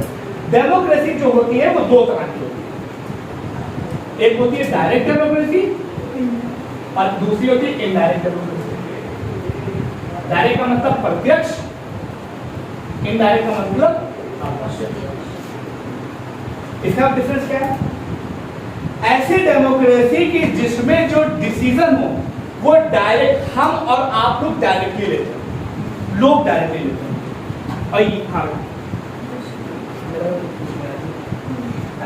ऐसी डेमोक्रेसी, ऐसी कंट्री की जहां पर लोग डायरेक्टली कानून बनाने में, हर चीज करने में लोगों का पार्टिसिपेशन डायरेक्टली होता हो, ऐसी कंट्री को हम लोग डायरेक्ट डेमोक्रेसी कहते हैं। जैसे सबसे बेस्ट एग्जांपल क्या है? स्विट्जरलैंड। मतलब एकदम अमीर है, कुछ होता ही नहीं, ठीक है, पता ही नहीं चलता। न्यूजीलैंड मतलब ये कंट्री है डायरेक्ट डेमोक्रेसी। इट मींस कि जो डायरेक्ट डेमोक्रेसी है वो कहीं ना कहीं बहुत ही वेल डेवलप्ड कंट्री में फॉलो की जाती है, और इसमें लोग डायरेक्टली पार्टिसिपेट करते हैं। तो लोग डायरेक्टली पार्टिसिपेट कैसे करते हैं? उनके पास कुछ टूल्स हैं। वो टूल कौन कौन से? नंबर 1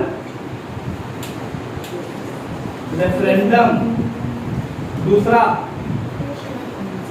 इनिशिएटिव, अभी क्या बता रहा हूं, तीसरा रिकॉल, और चौथा क्या है? प्लेबिसाइट। टूल। अब देखो कैसे रेफरेंडम का मतलब क्या है कि कोई भी कानून बना और उस पर लोगों की क्या सहमति है या नहीं है, लोग क्या कहते हैं, तो उनका ओपिनियन जानने के लिए जब वो लॉ देश में रख दिया जाता है लोगों के लिए और उस पर वोटिंग करवाई जाती है। जैसे इंडियन गवर्नमेंट ने कोई लॉ बनाया और लॉ के बारे में लोगों से पूछा कि भैया बताओ ये सही है या नहीं सही है, तो जब मार्केट में रख देंगे उस चीज को बोलते हैं रेफरेंडम। और अगर मार्केट के लोगों ने कह दिया कि हाँ ठीक है, तो वो लॉ पास कर दिया जाएगा। अगर मार्केट के लोगों, मार्केट का मतलब हम और आपकी बात कर रहे हैं, और हम और आपने वोटिंग कर दी कि नहीं, तो वो लॉ पास नहीं होता। ये सब चीजें कहां पर होती है? वेल डेवलप्ड कंट्री, जहां पर डायरेक्ट डेमोक्रेसी फॉलो की जाती है, उसको क्या बोलते हैं? रेफरेंडम। इनिशिएटिव का मतलब लोगों को लगा कि भाई ये कानून होना चाहिए। अभी होता नहीं है कि कानून जब बन जाता तो सब चाय की दुकान लगाते हैं, अरे गलत पॉइंट गलत है, यहाँ पे ये होना चाहिए। रेफरेंडम इज द प्रोसेस जहां पर सरकार अगर कोई लॉ बनाने जा रही है तो उस पर उसको पब्लिक का ओपिनियन लेना पड़ेगा। और पब्लिक ने अगर कहा कि इफ यस हाँ ये कानून सही है तो कानून बन जाएगा, अगर कहा नहीं सही है तो वो कानून हट जाएगा। इसका एग्जाम्पल क्या है, कोई बता सकता है? ब्रेक्सिट। ब्रेक्सिट सुना था? ये जो मैच्योर डेमोक्रेसी में ये मैच्योर, मैंने क्या बोला, develop and mature democracy. Brexit क्या है? Britain exit. ब्रेक्सिट एक शॉर्ट फॉर्म है ब्रिटेन एग्जिट का। अगर ब्रिटेन और एग्जिट को मिला दोगे तो ब्रेक्सिट बनता। क्या है? ब्रिटेन किसका पार्ट था? यूरोपीय यूनियन का। उसको लगा कि ब्रिटेन के लोगों को लगा कि भैया ऐसा है कि यूरोपीय यूनियन में रहने की वजह से हमारे जो व्यापार है वो दिक्कत हो रही है, हमें नुकसान हो रहा है, हमें इससे अलग हो जाना चाहिए। लेकिन वहीं पर ब्रिटेन में कुछ लोग थे कह रहे नहीं, अलग नहीं होना चाहिए। अब बवाल, तो जो वहां की गवर्नमेंट है उसने क्या काम किया कि एक पूरा प्रोसेस लॉ बनाया, उसके ऊपर वोटिंग करवा ली पूरे देश में। और पूरे देश में पता है क्या वोटिंग कॉस्ट आया था? 51% लोगों ने कहा था कि अलग हो जाना चाहिए और 49% लोगों ने क्या कहा था? नहीं अलग होना चाहिए। तो जाहिर सी बात है रेफरेंडम में 51% आ गया तो उसको मानना पड़ा।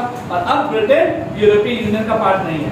लेकिन अभी की रिसेंट ऑब्जर्वेशन में पाया गया कि ये लोग जो थे ये सही थे। ब्रिटेन का यूरोपीय यूनियन से निकल जाने के बाद ब्रिटेन का लॉस हो रहा है। तो उन्होंने फिर एक प्रोसेस किसी ने उठाई कि चलो भैया फिर से यूरोपीय यूनियन में चलो। असल में तो रेफरेंडम ये करा था। ब्रिटेन एग्जिट किस कॉन्सेप्ट पे कहा रहा था? रेफरेंडम के कॉन्सेप्ट। Next initiative. अभी क्या हुआ? लोगों को जब लगने लगे कि ये इस तरह का पर्टिकुलर कोई कानून देश में होना चाहिए और वो कानून अगर देश में नहीं है तो लोग खुद से उस कानून के लिए अर्जी इनिशिएट कर लेते हैं। क्या बोलते हैं? इनिशिएटिव। जैसे मान लीजिए कि अभी जो नुपुर शर्मा वाला जो केस हुआ, नुपुर शर्मा का जो भी केस हुआ याद होगा, प्रॉफेसर मोहम्मद साहब ने जो बिल्कुल बोला था। तो नुपुर शर्मा के केस में एक पॉइंट बहुत जल्दी निकल जाए जिसको क्या बोलते हैं? ब्लास्फेमी, ईश निंदा। कि जो भारत का ईश निंदा का कानून है उसको थोड़ा सख्त होना चाहिए। तो लोगों को क्या लग रहा था? ईश निंदा वाला कानून थोड़ा टफ होना चाहिए। लेकिन हम लोग इनडायरेक्ट डेमोक्रेसी में हमारे पास ये टूल है कि हम लोग किसी प्रोसेस को इनिशिएट कर रहे हैं। लेकिन अगर ये स्विट्जरलैंड होता तो स्विट्जरलैंड की पब्लिक के पास ये पावर है कि इस तरह का अगर उनको कुछ लगता है कि ऐसा कानून होना चाहिए तो वो कानून को बनाने के लिए प्रोसेस को स्टार्ट करवा सकते। उस प्रोसेस क्या कहते हैं? इनिशिएटिव। क्लियर? आगे बढ़े। रिकॉल, हमने किसी एक पर्सन को एमपी को भेजा था। यस सर, हम रेफरेंडम करा रहे हैं, आम जनता करा रही है, हम देखिए ये रेफरेंडम होता है जब पार्लियामेंट में या उसकी लेजिस्लेचर में कोई कानून बन रहा हो उस पर पब्लिक का ओपिनियन कराना हो। तो ये कौन कराएगा? डेजिग्नेटेड एक अथॉरिटी कराएगी, वो लेजिस्लेचर भी हो सकता है। हाँ, इनिशिएटिव क्या है? इनिशिएटिव में पब्लिक खुद किसी भी प्रोसेस को इनिशिएट करना, आम जनता, हम और आप, तभी तो उसको डायरेक्ट डेमोक्रेसी बोलते हैं। रिकॉल में क्या है कि हमने किसी एक पर्सन को भेजा कानून बनाने के लिए। जैसे अनुराग ठाकुर को हमने चुन के भेजा, अब अनुराग ठाकुर कोई काम वहां पे ना करता है तो लगेगा कि वो अपना काम नहीं सही से कर, तुमको वापस बुला लो, तो उसको क्या बोलते हैं? रिकॉल। हमने किसी पर्सन को चुन के भेजा था और अगर वो अपना काम वहां पर अच्छे तरीके से ना करता है तो जो डायरेक्ट डेमोक्रेसी वाली कंट्री है उसको चुन के वापस आ जाओ, तुम्हारे कोई। और चौथा और आखिरी क्या है? पेल्बिसाइड। पेल्बिसाइड भी यही होता है। Plebiscite is just like the referendum, पर दोनों में एक मेजर डिफरेंस होता है। जब कभी भी किसी भी देश की टेरिटरी या लैंड या बॉर्डर की रिस्पेक्ट में कोई डिसीजन लेना होता है, उसके लिए जब पब्लिक ओपिनियन मांगा जाता है तो उसको पेल्बिसाइड बोलते हैं। जब कभी भी किसी भी देश की जो जमीन है, जैसे हमारी पाकिस्तान के साथ है, हमारी चाइना के साथ बॉर्डर शेयर होता है, तो अगर उसमें कोई भारत सरकार कुछ चेंज करना चाहती है तो भारत सरकार तो करेगी। तो अगर चेंज करने जा रही है लेकिन लोगों का भी ओपिनियन चाह रही है कि लोग इस पे क्या सोचते हैं, तो उसके लिए जो प्रोसेस किया जाता है उसको पेल्बिसाइड बोलते हैं। पेल्बिसाइड और रेफरेंडम नियरली सेम है लेकिन इसका पर्पस दूसरा होता है। यहाँ पर टेरिटोरियल बाउंड्री के इश्यू बात समझ आ गई? आगे बढ़े। लिया जाता है, आपसे पूछा जाएगा, हो सकता है ऑनलाइन लिया जाए, हो सकता है वोटिंग कराई जाए, जैसे अभी एक इनिशिएटिव चल रहा है गवर्नमेंट ऑफ इंडिया का कि इंडिया में लगभग 5 करोड़ लोगों को वो अपने यहाँ छत पे तिरंगा फहरा के सेल्फी लेके करना है। तो ये पब्लिक से ही क्या है, एक पर्टिकुलर जगह पर आपको पोस्ट करना है वो इमेज, तो ऐसा कुछ प्लेटफॉर्म कर सकती है बात समझ में? तो ये डायरेक्ट डेमोक्रेसी होगी। इनडायरेक्ट डेमोक्रेसी क्या है कि जहां पर आप तो नहीं होगे लेकिन आपने जिसको भेजा होगा सारे काम वो आपसे करवाएगा। जैसे यहाँ पे चुनाव होता, चुनाव में हम एमपीज को भेज देते हैं, एमएलए को भेज देते हैं, मतलब कि सांसद को भेजते हैं और विधायक को भेजते हैं। विधायक आपकी जगह पर काम कर रहे होते हैं ना, तो ऐसी डेमोक्रेसी जहां पर आपने किन्हीं लोगों को चुना और जिनको चुना वो आपकी तरफ से काम करने लगे, तो उन लोगों को उस तरह की डेमोक्रेसी हम लोग इनडायरेक्ट डेमोक्रेसी, और हमारी डेमोक्रेसी इनडायरेक्ट डेमोक्रेसी। और ध्यान रखना, इनडायरेक्ट डेमोक्रेसी और डायरेक्ट डेमोक्रेसी का मेन पर्पस होता है कि जो इनडायरेक्ट डेमोक्रेसी तो उसको एक कोशिश करती है कि जल्दी से जल्दी हम लोग भी डायरेक्ट डेमोक्रेसी में कन्वर्ट हो। और ये कब होता है, जब वो पर्टिकुलर डेमोक्रेसी बड़ी मैच्योर होता है। इनडायरेक्ट डेमोक्रेसी जहां पर होगी तो समझिएगा वहां पर लिटरेसी रेट कम है, लोगों में समझने की क्षमता कम है, लोग अभी चीजों को अच्छी तरीके से नहीं समझ पा रहे हैं, लेकिन कोशिश की जाती है कि हम लोग डायरेक्ट डेमोक्रेसी में बात समझ पा गई या नहीं। ये है डेमोक्रेसी का कॉन्सेप्ट। अब भारत के रिस्पेक्ट में क्या है, भारत अगर डेमोक्रेटिक कंट्री है तो हम लोग इनडायरेक्ट डेमोक्रेटिक कंट्री है। तो भारत में अगर कोई लोग हैं तो उनको बेनिफिट क्या है डेमोक्रेसी में होने के? भारत के डेमोक्रेटिक होने से क्या फायदा?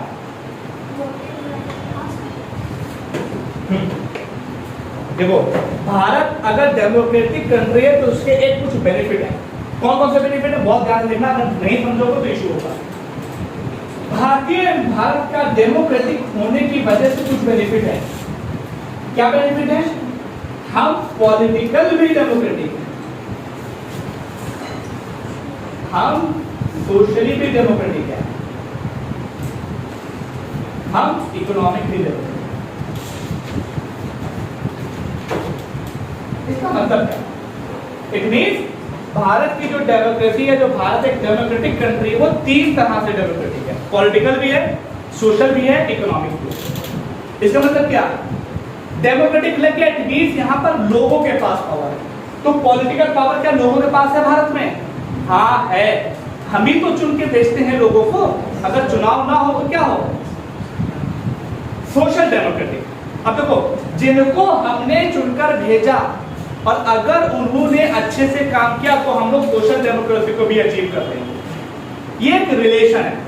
तो इस पर एक स्कॉलर ने बोला कि अगर हम किसी भी देश में पॉलिटिकल डेमोक्रेसी को इंश्योर करना चाहते हैं तो साथ ही साथ हमको सोशल डेमोक्रेसी को भी इंश्योर करना पड़ेगा।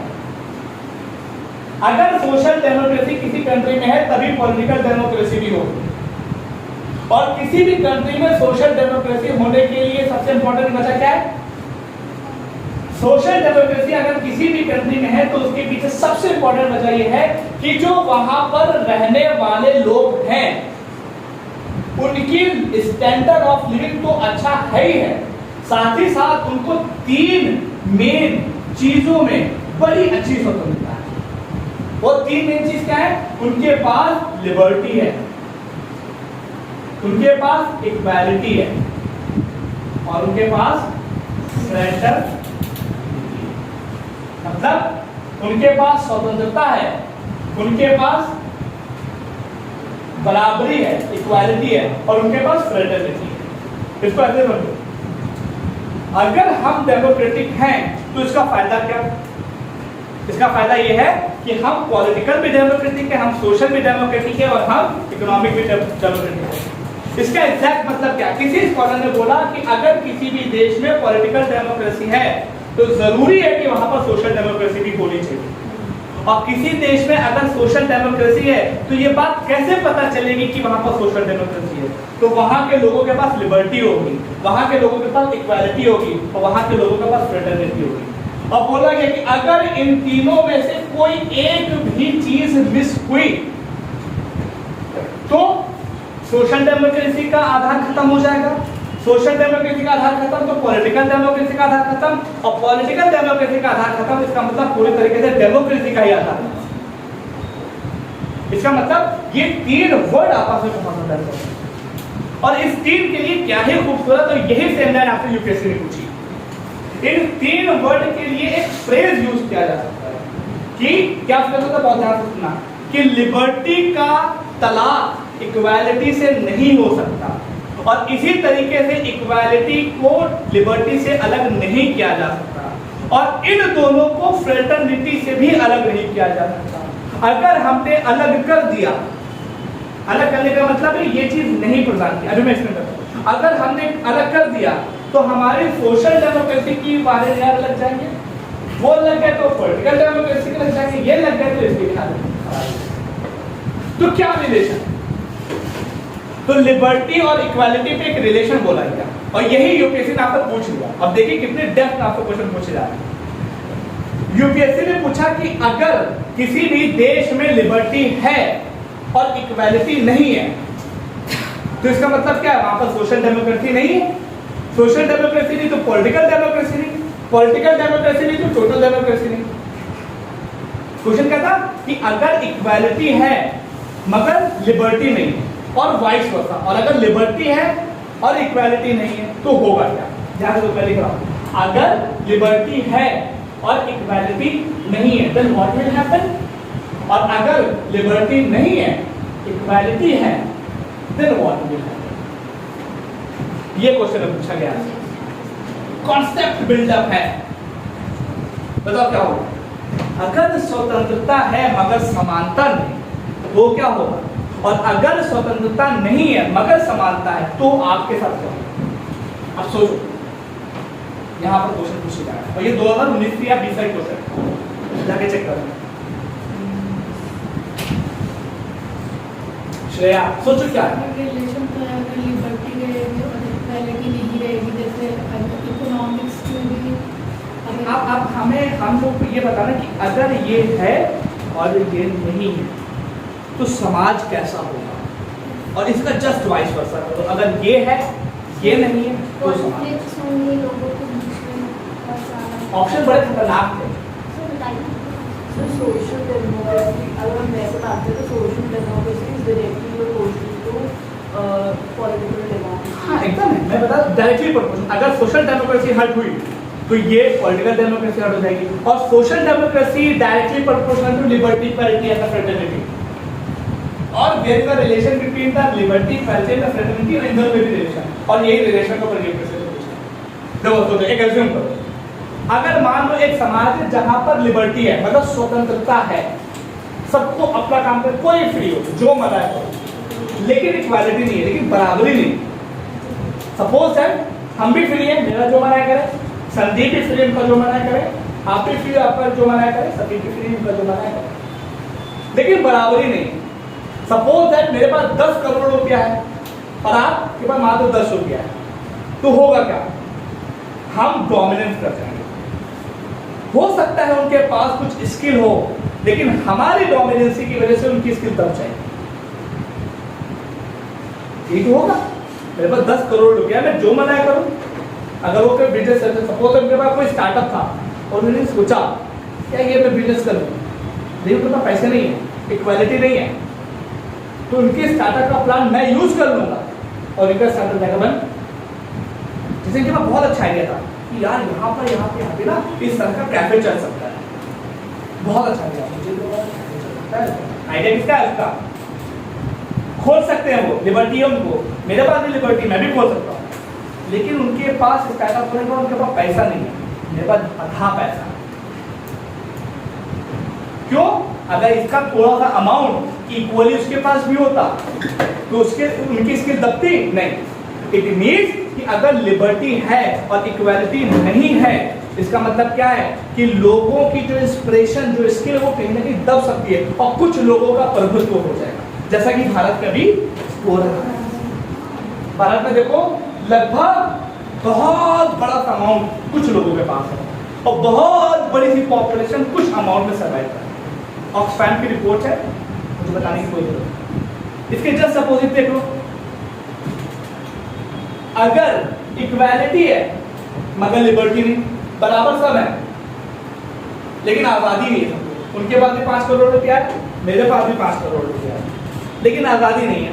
अब उन्होंने कहा कि मुझे कैफे खोलना है, बोले अभी खोलना है, लेकिन जैसे देखा तो आज़ादी, सरकार ने कहा खोले यार, उन लोग नहीं खोले होंगे, क्यों? क्योंकि तुम्हें इतनी आज़ादी। नॉर्थ कोरिया, तो उसमें हो क्या रहा है? हो सकता है बहुत अच्छे अच्छे से लोग हों, लेकिन दबे जा रहे, कुचले जा रहे। नॉर्थ कोरिया में कैसा गधे ही है? नो, बहुत इंटेलिजेंट है। साउथ कोरिया में इतने तगड़े हो सकते, नॉर्थ कोरिया में नहीं हो सकते। क्यों हमें दिक्कत आ रही? क्योंकि वहां पर लिबर्टी लोगों को नहीं है। लिबर्टी छोड़ो, वहां पे इक्वालिटी भी नहीं है। बात समझ आ रही है? तो ये कॉन्फ्लुएंस होते हैं आपके प्रैक्टिकल एस्पेक्ट में, ये सब चीजें आ सकती हैं। Is it clear? असर राइट?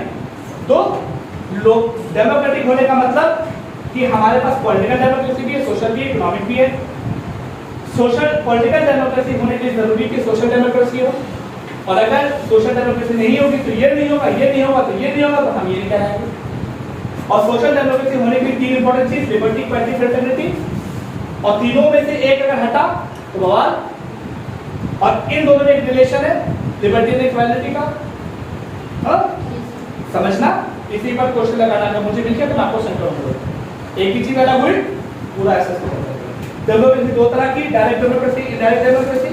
ये आगे पढ़ोगे कि यहाँ पर होगे? चलो पढ़ो, है ना? अगर देखो आगे बढ़े। नेक्स्ट वर्ड, इकोनॉमिक डेमोक्रेसी का मतलब क्या है? कि लोगों के पास इक्वल अपॉर्चुनिटीज हैं, लोगों को अपॉर्चुनिटीज मिल रही ताकि वो अपने आप को डेवलप कर सके। तो इकोनॉमिक डेमोक्रेसी में एस्पेक्ट तो ज्यादा नहीं, ये रिलेशन बहुत है। चलो आगे देखते हैं। एक कॉन्सेप्ट है, इसी में आप अपने मेंस में यूज करोगे, इगैलिटेरियन सोसाइटी।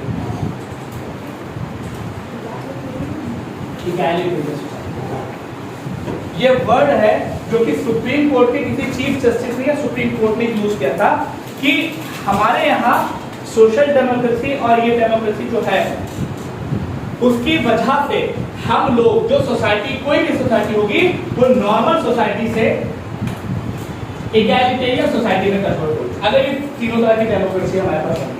या मैं तो बोलूं कि अगर हमारे पास लिबर्टी, इक्वालिटी और फ्रेटर्निटी है तो हम इगैलिटेरियन सोसाइटी की तरफ कन्वर्ट हो सकते हैं। और what is exactly meaning of egalitarian society? इसमें बस यही है कि ऐसी सोसाइटी जहां पर लोगों के पास equal rights, equal status, equal privileges हो।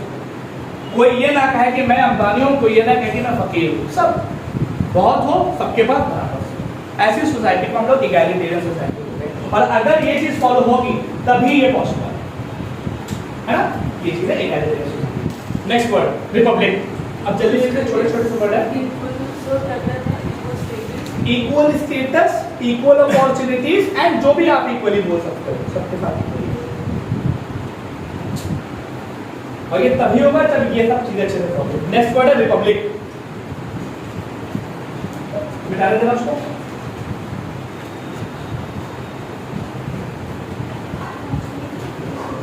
यहाँ पे बात समझ में आ रही है कि नहीं? देखो ये कॉन्सेप्ट है भाई, इसमें सवाल बन रहा है, प्रीलिम्स में इस बार भी आपसे क्वेश्चन पूछा जाएगा और इस बार भी पूछा गया है, तो आप लोग रेडी रहना। रिपब्लिक 5वां वर्ड था ना?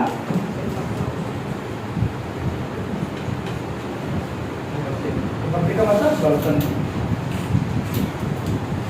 देखो फर्स्ट नंबर पर कॉन्सेप्ट है, कोई भी डेमोक्रेसी होगी हाँ, अगर उसके हेड का चुनाव हो तो उसको हम लोग रिपब्लिक बोलते हैं। अगर उसके हेड का चुनाव ना हो तो उस पर्टिकुलर कंट्री को क्या बोलते हैं? मोनार्की। देखो जैसे हमारा कोई कंट्री है हाँ, उसके हेड का चुनाव, उसके हेड का अगर इलेक्शन होगा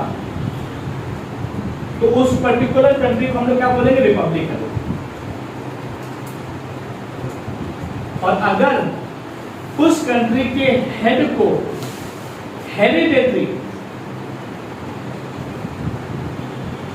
मतलब कि उनके खानदान का ही कोई बुजुर्ग होगा उसको हेड बना दिया जाए तो उसको हम लोग क्या बोलते हैं? मोनार्की। और इंडिया में हम लोग रिपब्लिक है, क्योंकि हमारे हेड का इलेक्शन होता है, चाहे वो नॉमिनल हेड हो, चाहे वो रियल हेड हो, चाहे वो डी जियोन हेड हो, चाहे वो डी फैक्टो हेड हो। तो नॉमिनल हेड हमारे कौन होते हैं? प्रेसिडेंट, उनका भी इलेक्शन होता। रियल हेड कौन होते हैं? प्राइम मिनिस्टर, उनका भी चुनाव होता। तो इसका बेस्ट एग्जांपल है इंडिया, और इसका बेस्ट एग्जांपल क्या है? ब्रिटेन। सिंपल। रिपब्लिक में 2 पॉइंट और भी हैं।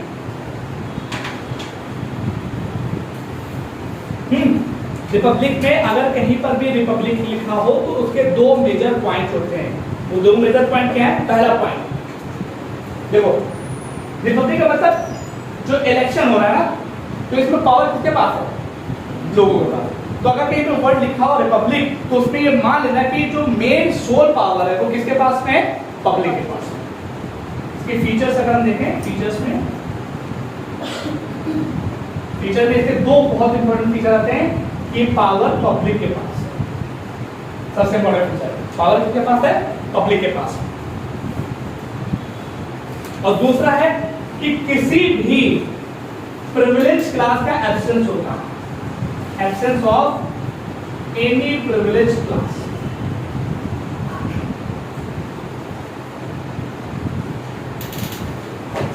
Absence of any privilege class मतलब कोई भी ऐसा क्लास भारत में नहीं है जिसको अलग से प्रिविलेज, विशेषाधिकार दिए गए। अगर आप एक इंडियन हो तो आप भी प्रधानमंत्री बन सकते हो। और इसका सबसे बेस्ट एग्जांपल क्या है? Prime minister Narendra Modi is the best example of this Republic. क्यों? बिकॉज यहाँ पर किसी को कोई प्रिविलेज नहीं है कि राजा का बेटा राजा होगा, ऐसा कुछ नहीं है। यहाँ पर वही राजा बनेगा जो उसका हकदार होगा। तो प्राइम मिनिस्टर साहब थे, वो यहाँ के राजा। वो क्यों करता है? बिकॉज हम रिपब्लिक हैं। किसी भी क्लास के लिए किसी भी तरह की कोई बात नहीं, जिसका अगर आपने कैपेसिटी, आगे बढ़ो, लोग बोलते हैं मुसलमान यहाँ का प्रेसिडेंट नहीं हो सकता, प्राइम मिनिस्टर नहीं हो सकता, ऐसा गलत है। क्यों? हम रिपब्लिक भी जीते हैं। आप काम तो करो। कोई क्रिश्चियन नहीं हो सकता, ये नहीं हो सकता। डॉक्टर मनमोहन सिंह सिख थे, बने क्यों? क्योंकि उनमें क्लास था। Doctor Narendra Modi ji prime minister बने क्यों? क्योंकि उनमें करेज था। है? क्यों? Sorry, doctor APJ Abdul Kalam साहब प्रेसिडेंट बने क्योंकि उनमें करेज था, किया उन्होंने। तो ये किस चीज को मिला? बिकॉज यहाँ पर किसी भी तरह का कोई प्रिविलेज नहीं। अगर आपके अंदर कैपेसिटी है तो यू कैन है। ठीक है, आगे बढ़े। Next word, justice. लग रहा है लास्ट को मन हो रहा है। अरे हाँ करो, हाँ और फ्रांस से आप पोस्ट हो गए। नया वर्ड क्या है? जस्टिस।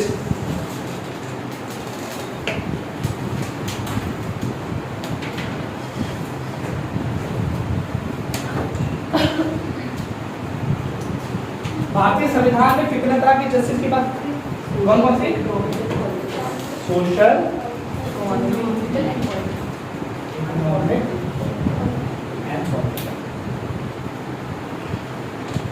अब ये क्या, यहाँ से देखो, यहाँ से क्या चीज स्टार्ट हो गई है? यहाँ से ये चीज स्टार्ट हो गई कि हम भारतीय लोगों को देना क्या चाहते हैं, ऑब्जेक्टिव आ गया है। तो अब बताओ, संविधान में हमने कहां से सोशल जस्टिस लोगों को दिया है? कैसे पता चलेगा कि सोशल जस्टिस? यहाँ पे क्या है? जस्टिस, लिबर्टी, इक्वालिटी और फ्रेटर्निटी, ये 4 चीजें हैं कि जो हम भारतीय लोगों को देना चाहते हैं। तो उसमें नंबर 1 पे जस्टिस आती है, और उसमें सोशल जस्टिस देना चाहते हैं, पॉलिटिकल जस्टिस और इकोनॉमिक जस्टिस देना चाहते हैं। तो प्रेमबल में लिख दिया कि हमने दे दिया, तो संविधान में कहां पर दिया, कैसे दिया, बस यही आपको बताना। सोशल जस्टिस का, सोशल जस्टिस हमने किस तरीके से शो किया, मैं एज्यूम कर रहा हूं कि शायद आप लोगों ने पढ़ लिया। कैसे दिया है लोग? आप सोशल जस्टिस आपके पास है संविधान के आधार पर, तो आपको संविधान का वो कौन सा पार्ट, कौन सा आर्टिकल, कौन सा अनुच्छेद है? फंडामेंटल राइट्स है। Exactly yes. क्या है कि आप सोशल जस्टिस, मतलब समाज में आपके साथ जस्टिस किया जाएगा। आप अगर लड़की हो तो इस आधार पर आपसे भेदभाव नहीं किया जाएगा। आप अगर बायसेक्सुअल हो तब भी इससे आपका आधार नहीं किया जाएगा। अगर आप किसी भी धर्म के हो, किसी भी जाति के हो, आपसे इसके ऊपर किसी भी तरह का बाइफरकेशन आपसे नहीं किया जाएगा। यही हमारा सोशल जस्टिस है। और इन सब चीजों को पूरा करने के लिए हमारे पास क्या है? Fundamental right. फंडामेंटल राइट सबसे बेस्ट सोशल जस्टिस को इंश्योर करने के लिए हमारे पास फंडामेंटल राइट। और कुछ इसके अलावा अभी एक चीज और भी है, ध्यान से देखो। अब पहले बताओ, क्या रिजर्वेशन जो आरक्षण है, क्या वो सोशल जस्टिस का एक पार्ट हो सकता है या नहीं? इन कैसे? Very good. सोशल जस्टिस का मतलब ये ही नहीं कि अगर आप किसी धर्म, जाति, मूलवंश, लैंग्वेज के मानने वाले हो तो आपसे भेदभाव नहीं किया जाएगा। यहाँ पर नहीं खत्म होता। खत्म ये यहाँ पर होता है कि जो लोग दबे कुचले निचले लोग हैं उनका नीचे से उत्थान भी किया जाए। इन दो चीजों के साथ मिलकर सोशल जस्टिस पूरा होता है। तो रिजर्वेशन भी सोशल जस्टिस में इंक्लूड किया जा सकता है। तो पढ़ो तो पूरा पढ़ो। Very good. Next point, economic justice हम कैसे दे रहे हैं? डीपीएसपी में कौन सा आर्टिकल? ये याद करना पड़ेगा। यही तो 2020 में क्वेश्चन है 39। इकोनॉमिक जस्टिस हमने किस तरीके से दिया? 39। मतलब कि अगर कोई भी, चाहे वो गर्ल हो, चाहे वो बॉय हो, कोई भी हो, उसको इक्वल वर्क के लिए इक्वल रिम्यूनरेशन मिलेगा। अगर किसी ने काम 5 बोरी उठा के करते हुए एक जगह से दूसरी जगह रखी है, अगर वो किसी लड़की ने उठा के रखी है तब भी उसको उतना अमाउंट मिलेगा। किसी लड़के ने उठा के रखी है तब भी उसको उतना अमाउंट मिलेगा। और एक चीज और भी है कि सोर्स, भारत में जितना भी रिसोर्स पाया जाता है उस पर किसी की मोनोपोली ना हो पाए, उसके लिए सरकार कुछ ना कुछ स्टेप लेती रहेगी। आर्टिकल 39A B C यही सब तो कुछ है, बात करेंगे इस बारे में। तो आर्टिकल 39 ही वो जस्टिस है। तो हमारा इकोनॉमिक जस्टिस कहाँ से होता है? डीपीएसपी से लेकर होता है। उसमें एक important article 39। Political justice, right to vote. आपको अधिकार है कि अगर आप यूनिवर्सल एडल्ट सफरेज, सार्वभौमिक वयस्क मताधिकार की कैटेगरी में आ गए।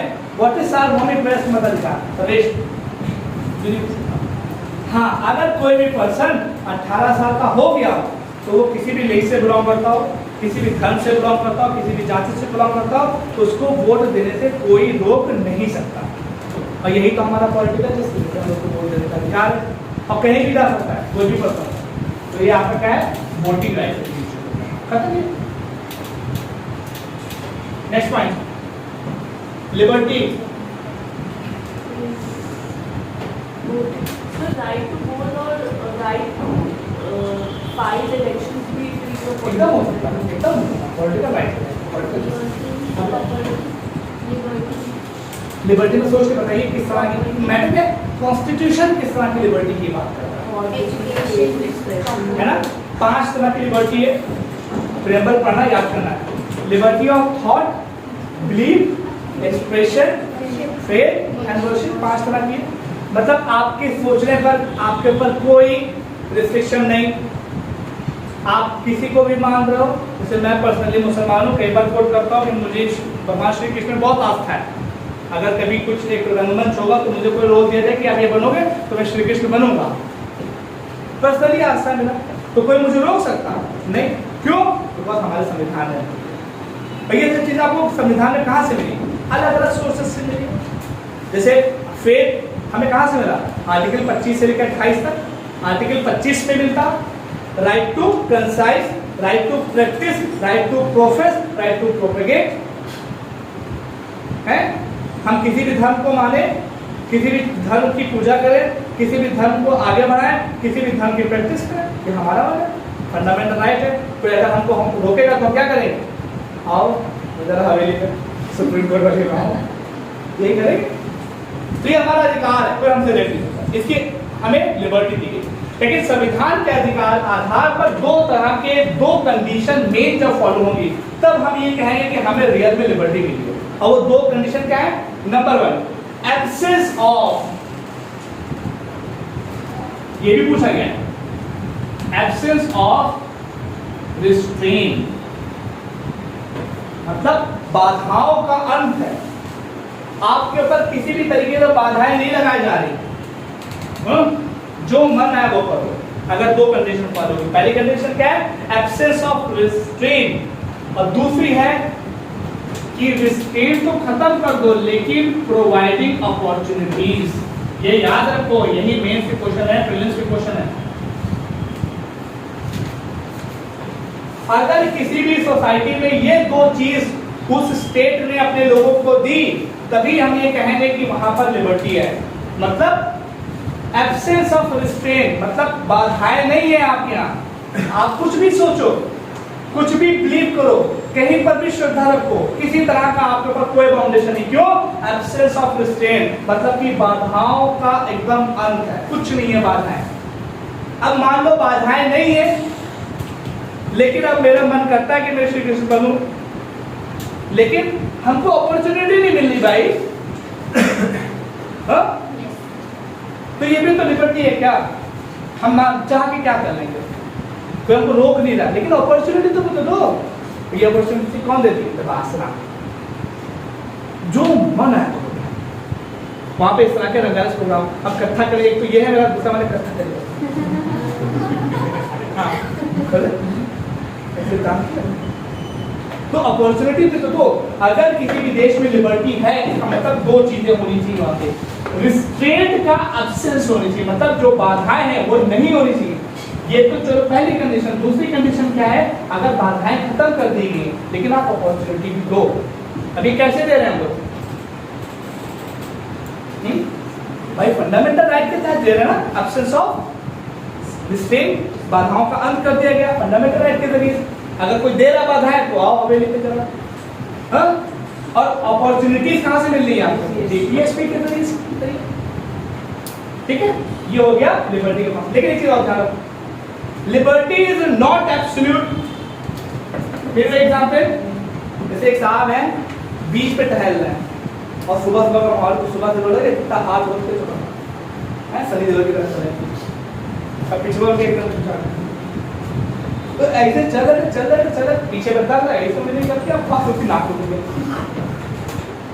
कह रहे क्या कर रहे? कह रहे हमें अधिकार है चलने का। एक बार से मारे your liberty ends where my nose begins. है लिबर्टी, सब कुछ दे रहा है, लेकिन मतलब नहीं घुसवे जा रहे हैं, एकदम घुसवे जा रहे हैं, कहीं नगर कोई कहीं और ना घुस गई। तो लिबर्टी जो है वो एब्सोल्यूट नहीं है, आपको आजादी है लेकिन लिमिट हो। और लिमिट कौन लगाएगा? है ना? Next, equality.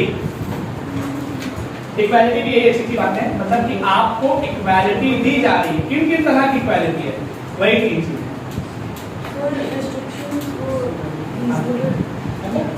Liberty is not absolute, मतलब लिबर्टी इट मींस है कि आपको freedom of speech and expression, ये आपको लिबर्टी है ना? वाक्य एंड अभिव्यक्ति की स्वतंत्रता, ये आपकी आजादी है, लेकिन इसका मतलब ये नहीं है कि आप हेट स्पीच दो। लिबर्टी तो है, लेकिन हेट स्पीच की आजादी नहीं है कि आप ऐसी बातें बोलोगे जिससे समाज में व्यंग में पैदा हो, ये नहीं करना आपको। आजादी है लेकिन लिमिटेड फॉर्म। अगर सरकार को लगा कि आप अपनी आजादी का गलत फायदा उठा रहे हो, तो आओ जरा हवेली में, काली हवेली पे आओ, फिर ऐसा थर्ड टॉर्चर करें, लटाया बेलन चलता है। एक हमारे क्या मिले थे, वो उनकी 11 बजे से लेके 1 बजे रात में बहुत तेज आवाजें आती थी हमारे घर पे। हाँ, आवाजें आती थी। तो पता क्या हुआ, गाँव से क्या होता है, भैया मेरे घर में जाना होता है, हमारे घर के बगल रहता है, गरीब से रिक्शा चलाता था। तो 11 से 1 के बीच में आवाज आती, 2 बार 2-3 बार बहुत तेज, क्या हो रहा है भाई? हमने वो बहुत अच्छा भी लग रहा है, 11 बजे 1 बजे रात में किसी घर में था। लेकिन 2-3 बार जब बहुत तुमसे पूछा करने वाले, क्या कर रहे हो? उन्हीं ने तो नहीं बताया, उनकी जो अम्मा थी, कहीं कहा है ना कि जब चोरी वोरी करी तो पुलिस वाले के जगह करी है, और पुलिस वाले लेके गई है बहुत बुरी से, भैया ऐसा मालिश है, और रात में तेल मरते हैं उनके, इतना करो कि जहाँ जाए हाँ यही बात। भैया बाप रे, हमने पता नहीं क्या क्या सोच गए, पता नहीं क्या होगा वहाँ पे, जैसे कल लॉरेंस वाले केस में सोच रहे थे। तो ये सब चीजें थी ऑफ इक्वालिटी। इक्वालिटी भी 3 तरह की, सिविल, पॉलिटिकल और इकोनॉमिकल। ये 3 तरह की आपको इक्वालिटी की है कि आपसे बराबरी की जाएगी, सिविल इक्वालिटी, पॉलिटिकल इक्वालिटी और द इकोनॉमिकल इक्वालिटी। अब ये होता नहीं है संविधान में, किन किन जगह पर आपको सिविल इक्वालिटी मिली है वही सारे पॉइंट्स लगी है जहाँ पे सोशल और कुछ एक्स्ट्रा नहीं है।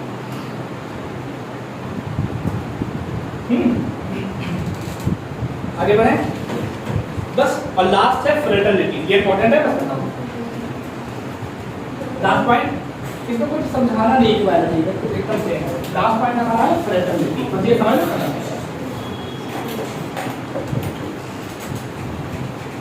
फ्रेटर्निटी, फ्रेटर्निटी का मतलब होता है बंधुत्व, मतलब भाईचारा। आप कहीं के भी हो, हरियाणा के हो, चाहे केरला के हो, चाहे यहाँ के हो, सब भाई बराबर। उसको क्या बोलते हैं? फ्रेटर्निटी। तो भारतीय संविधान में किस तरीके से हमने फ्रेटर्निटी को इंश्योर किया?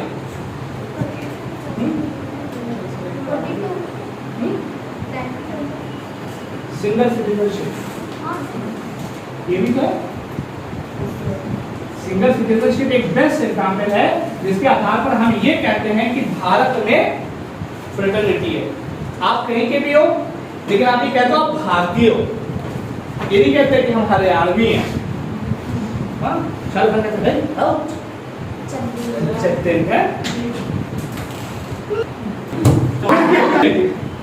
फ्रेटर्निटी का मतलब क्या है कि सिंगल सिटीजनशिप से हमको पता चलता कि हम एक हैं, लेकिन इसमें भी 2 कंडीशन फॉलो होती है। अगर वो 2 मेन कंडीशन फॉलो होंगी तभी हम कह पाएंगे कि हमारा जो भारत ने फ्रेटर्निटी का जो नारा दिया था वो पूरा होगा। वो 2 चीज क्या है? नंबर 1 लिख लो। नंबर 1 आपकी बनती है कि आपकी इंडिविजुअल की डिग्निटी मेंटेन होनी चाहिए। क्या होनी चाहिए? इंडिविजुअल की डिग्निटी, नंबर 1। और दूसरा, unity and integrity of nation maintain होनी चाहिए।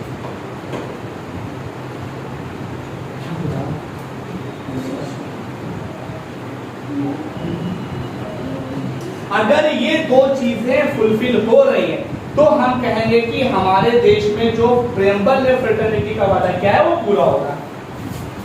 इंडिविजुअल डिग्निटी मतलब कि मैं हूं, सिर्फ मुझे मटेरियलिस्टिक सपोर्ट नहीं चाहिए, मुझे मटेरियलिस्टिक शांति नहीं चाहिए, मुझे स्पिरिचुअल शांति नहीं चाहिए, साइकोलॉजिकल सुकून नहीं चाहिए, हमें डिग्निटी चाहिए। जैसे बोल दिया कि जैसे कहते हैं यार तुमने डिग्निटी पकड़ किया यार, तो डिग्निटी का मतलब क्या है? सिर्फ लोगों को रोटी कपड़ा और मकान ही ना मिले, इज्जत के साथ उनको रोटी और कपड़ा मकान, रोटी कपड़ा मकान। जैसे कोरोना काल में क्या हुआ? जब कोरोना से लोग प्रवासी मजदूर वापस आ रहे थे तो उनको बचाया तो जा रहा था, भेजा तो जा रहा था, लेकिन उनके साथ क्या किया जा रहा था? बरसात की जा रही थी सैनिटाइजर की। कितना इनह्यूमिलिएशन वाला एक्टिविटी हुई थी, आपने देखा होगा, वीडियोस में देखा होगा कि उनको खड़ा कर दिया गया, ऐसी जगह से भेजा जा रहा था कि जैसे लग रहा था ऐसा बिहेव किया जा रहा था, उनको लग रहा है तुम्हारा तो वो कर रहा है। बहुत हमें 2 डिग्निटी मेंटेन रखो, लेकिन रिस्पेक्ट के साथ। रोटी कपड़ा और मकान तो चाहिए, लेकिन इज्जत के साथ। और पीडीएस आज का सबसे बेस्ट एग्जाम्पल है। पीडीएस पब्लिक डिस्ट्रीब्यूशन सिस्टम है, उसमें क्या होता है? आपको रोटी कपड़ा मकान जैसी जो भी चीजें मिल रही हैं, लेकिन आप अपने अधिकार के साथ ले रहे हो, ये मेंटेन किया है सरकार। I salute to that person कि जिन लोगों ने इतना बेहतरीन और खूबसूरत जो बेसिक नीड है हमारी, खाना। आपको पता है भारत की 75% से पॉपुलेशन, ज्यादा पॉपुलेशन इसी यूज करती है। उसमें आपको खाना मिलता, दाल गेहूं चावल जो भी चीज मिलता, लेकिन आपको इज्जत के साथ दिया जाता है। क्यों? बिकॉज वो आपका अधिकार है, और अगर कहीं उस अधिकार को छीन लिया जाए तो आप उसको कोर्ट में भी खींच सकते हो। इज्जत, डिग्निटी मिलती है। हमें खाना दो लेकिन इज्जत, इंडिविजुअल डिग्निटी मिलती है। और दूसरी चीज, इंडिविजुअल डिग्निटी तो मेंटेन होगी, लेकिन साथ ही साथ भारत की देश की यूनिटी और इंटीग्रिटी भी मेंटेन होनी चाहिए। यूनिटी मतलब एकता और अखंडता भी मजबूत होनी चाहिए। ऐसा भी जब कुछ होगा तब हम कहेंगे कि हमारी कंट्री रियल में फेडरल है। अब इसके लिए हमने क्या किया, इसके लिए हमने सिंगल सिटीजनशिप का देश में यूनिटी और इंटीग्रिटी को मेंटेन करने के लिए सिंगल सिटीजनशिप का कॉन्सेप्ट समझ आ रही है। तो ये दो कंडीशन जब फुलफिल होंगी तब हम लोग बोलेंगे कि वो फ्रेटर्निटी की कंडीशन है। बात समझ आई या नहीं? Is it clear? कंप्लीट। हाँ, जल्दी से रिवाइज करो, जल्दी से रिवाइज करो। सबसे पहले व्हाट इज प्रेम्बल? प्रेम्बल कुछ नहीं, ये एक इंटरफेस है जिसके जरिए से आपको ये पता चलता है कि कोई भी हमारा जो संविधान है उसका नेचर क्या है, उसका ऑब्जेक्टिव क्या है, उसके मेन पर्सन कौन है जिन्होंने इसको बनाया, सोर्स क्या है, ये सब चीजें हमको पता। फिर उसके बाद हम देखते हैं प्रेम्बल है क्या। प्रेम्बल आपको याद करना। और प्रेम्बल किस डेट को अडॉप्ट किया गया? 26 नवंबर 1949 को। लागू कब हुआ हमारा कॉन्स्टिट्यूशन? 26 जनवरी 1950 को। अब ये हो गया। अब प्रेम्बल के साथ कुछ इंपॉर्टेंट बात कि इसमें अमेंडमेंट किया जा सकता है या नहीं किया जा सकता? किया जा सकता है। एक बार हुआ है 42वां संविधान संशोधन और 3 वर्ड जोड़े गए, सेकुलर, इंटीग्रिटी, सोशलिज्म, 3 वर्ड जोड़े गए। क्या प्रेम्बल हमारे संविधान का भाग है या नहीं है? कब पता चला? केशवानंद भारती केस में। कब नहीं था? बेरुवारी केस के उसमें बताया गया। ये हो गया। अब इसमें क्या याद करना है कि ये वाला सोर्स और किसी के लिए आप कोर्ट नहीं जा सकते, ये पॉइंट था। इसके बाद आपको इनके सारे वर्डों का एक्सप्लेनेशन था। सोवरेनिटी, संप्रभु बताया है आपको मैंने, संप्रभु का मतलब क्या होता है। उसके बाद सेकुलर का मतलब क्या होता है, सोशलिस्ट का मतलब क्या होता है, डेमोक्रेटिक का मतलब क्या होता है, रिपब्लिक का मतलब क्या होता है, जस्टिस क्या है, लिबर्टी क्या है, इक्वालिटी क्या है, फ्रेटर्निटी क्या है। इन 9 वर्ड के बारे में आपको कंप्लीट करने के बाद इतना आपको बेसिक जरूर ध्यान में होना। किसी को कोई डाउट हो पूछ सकता है, नहीं तो चैप्टर कंप्लीट खत्म।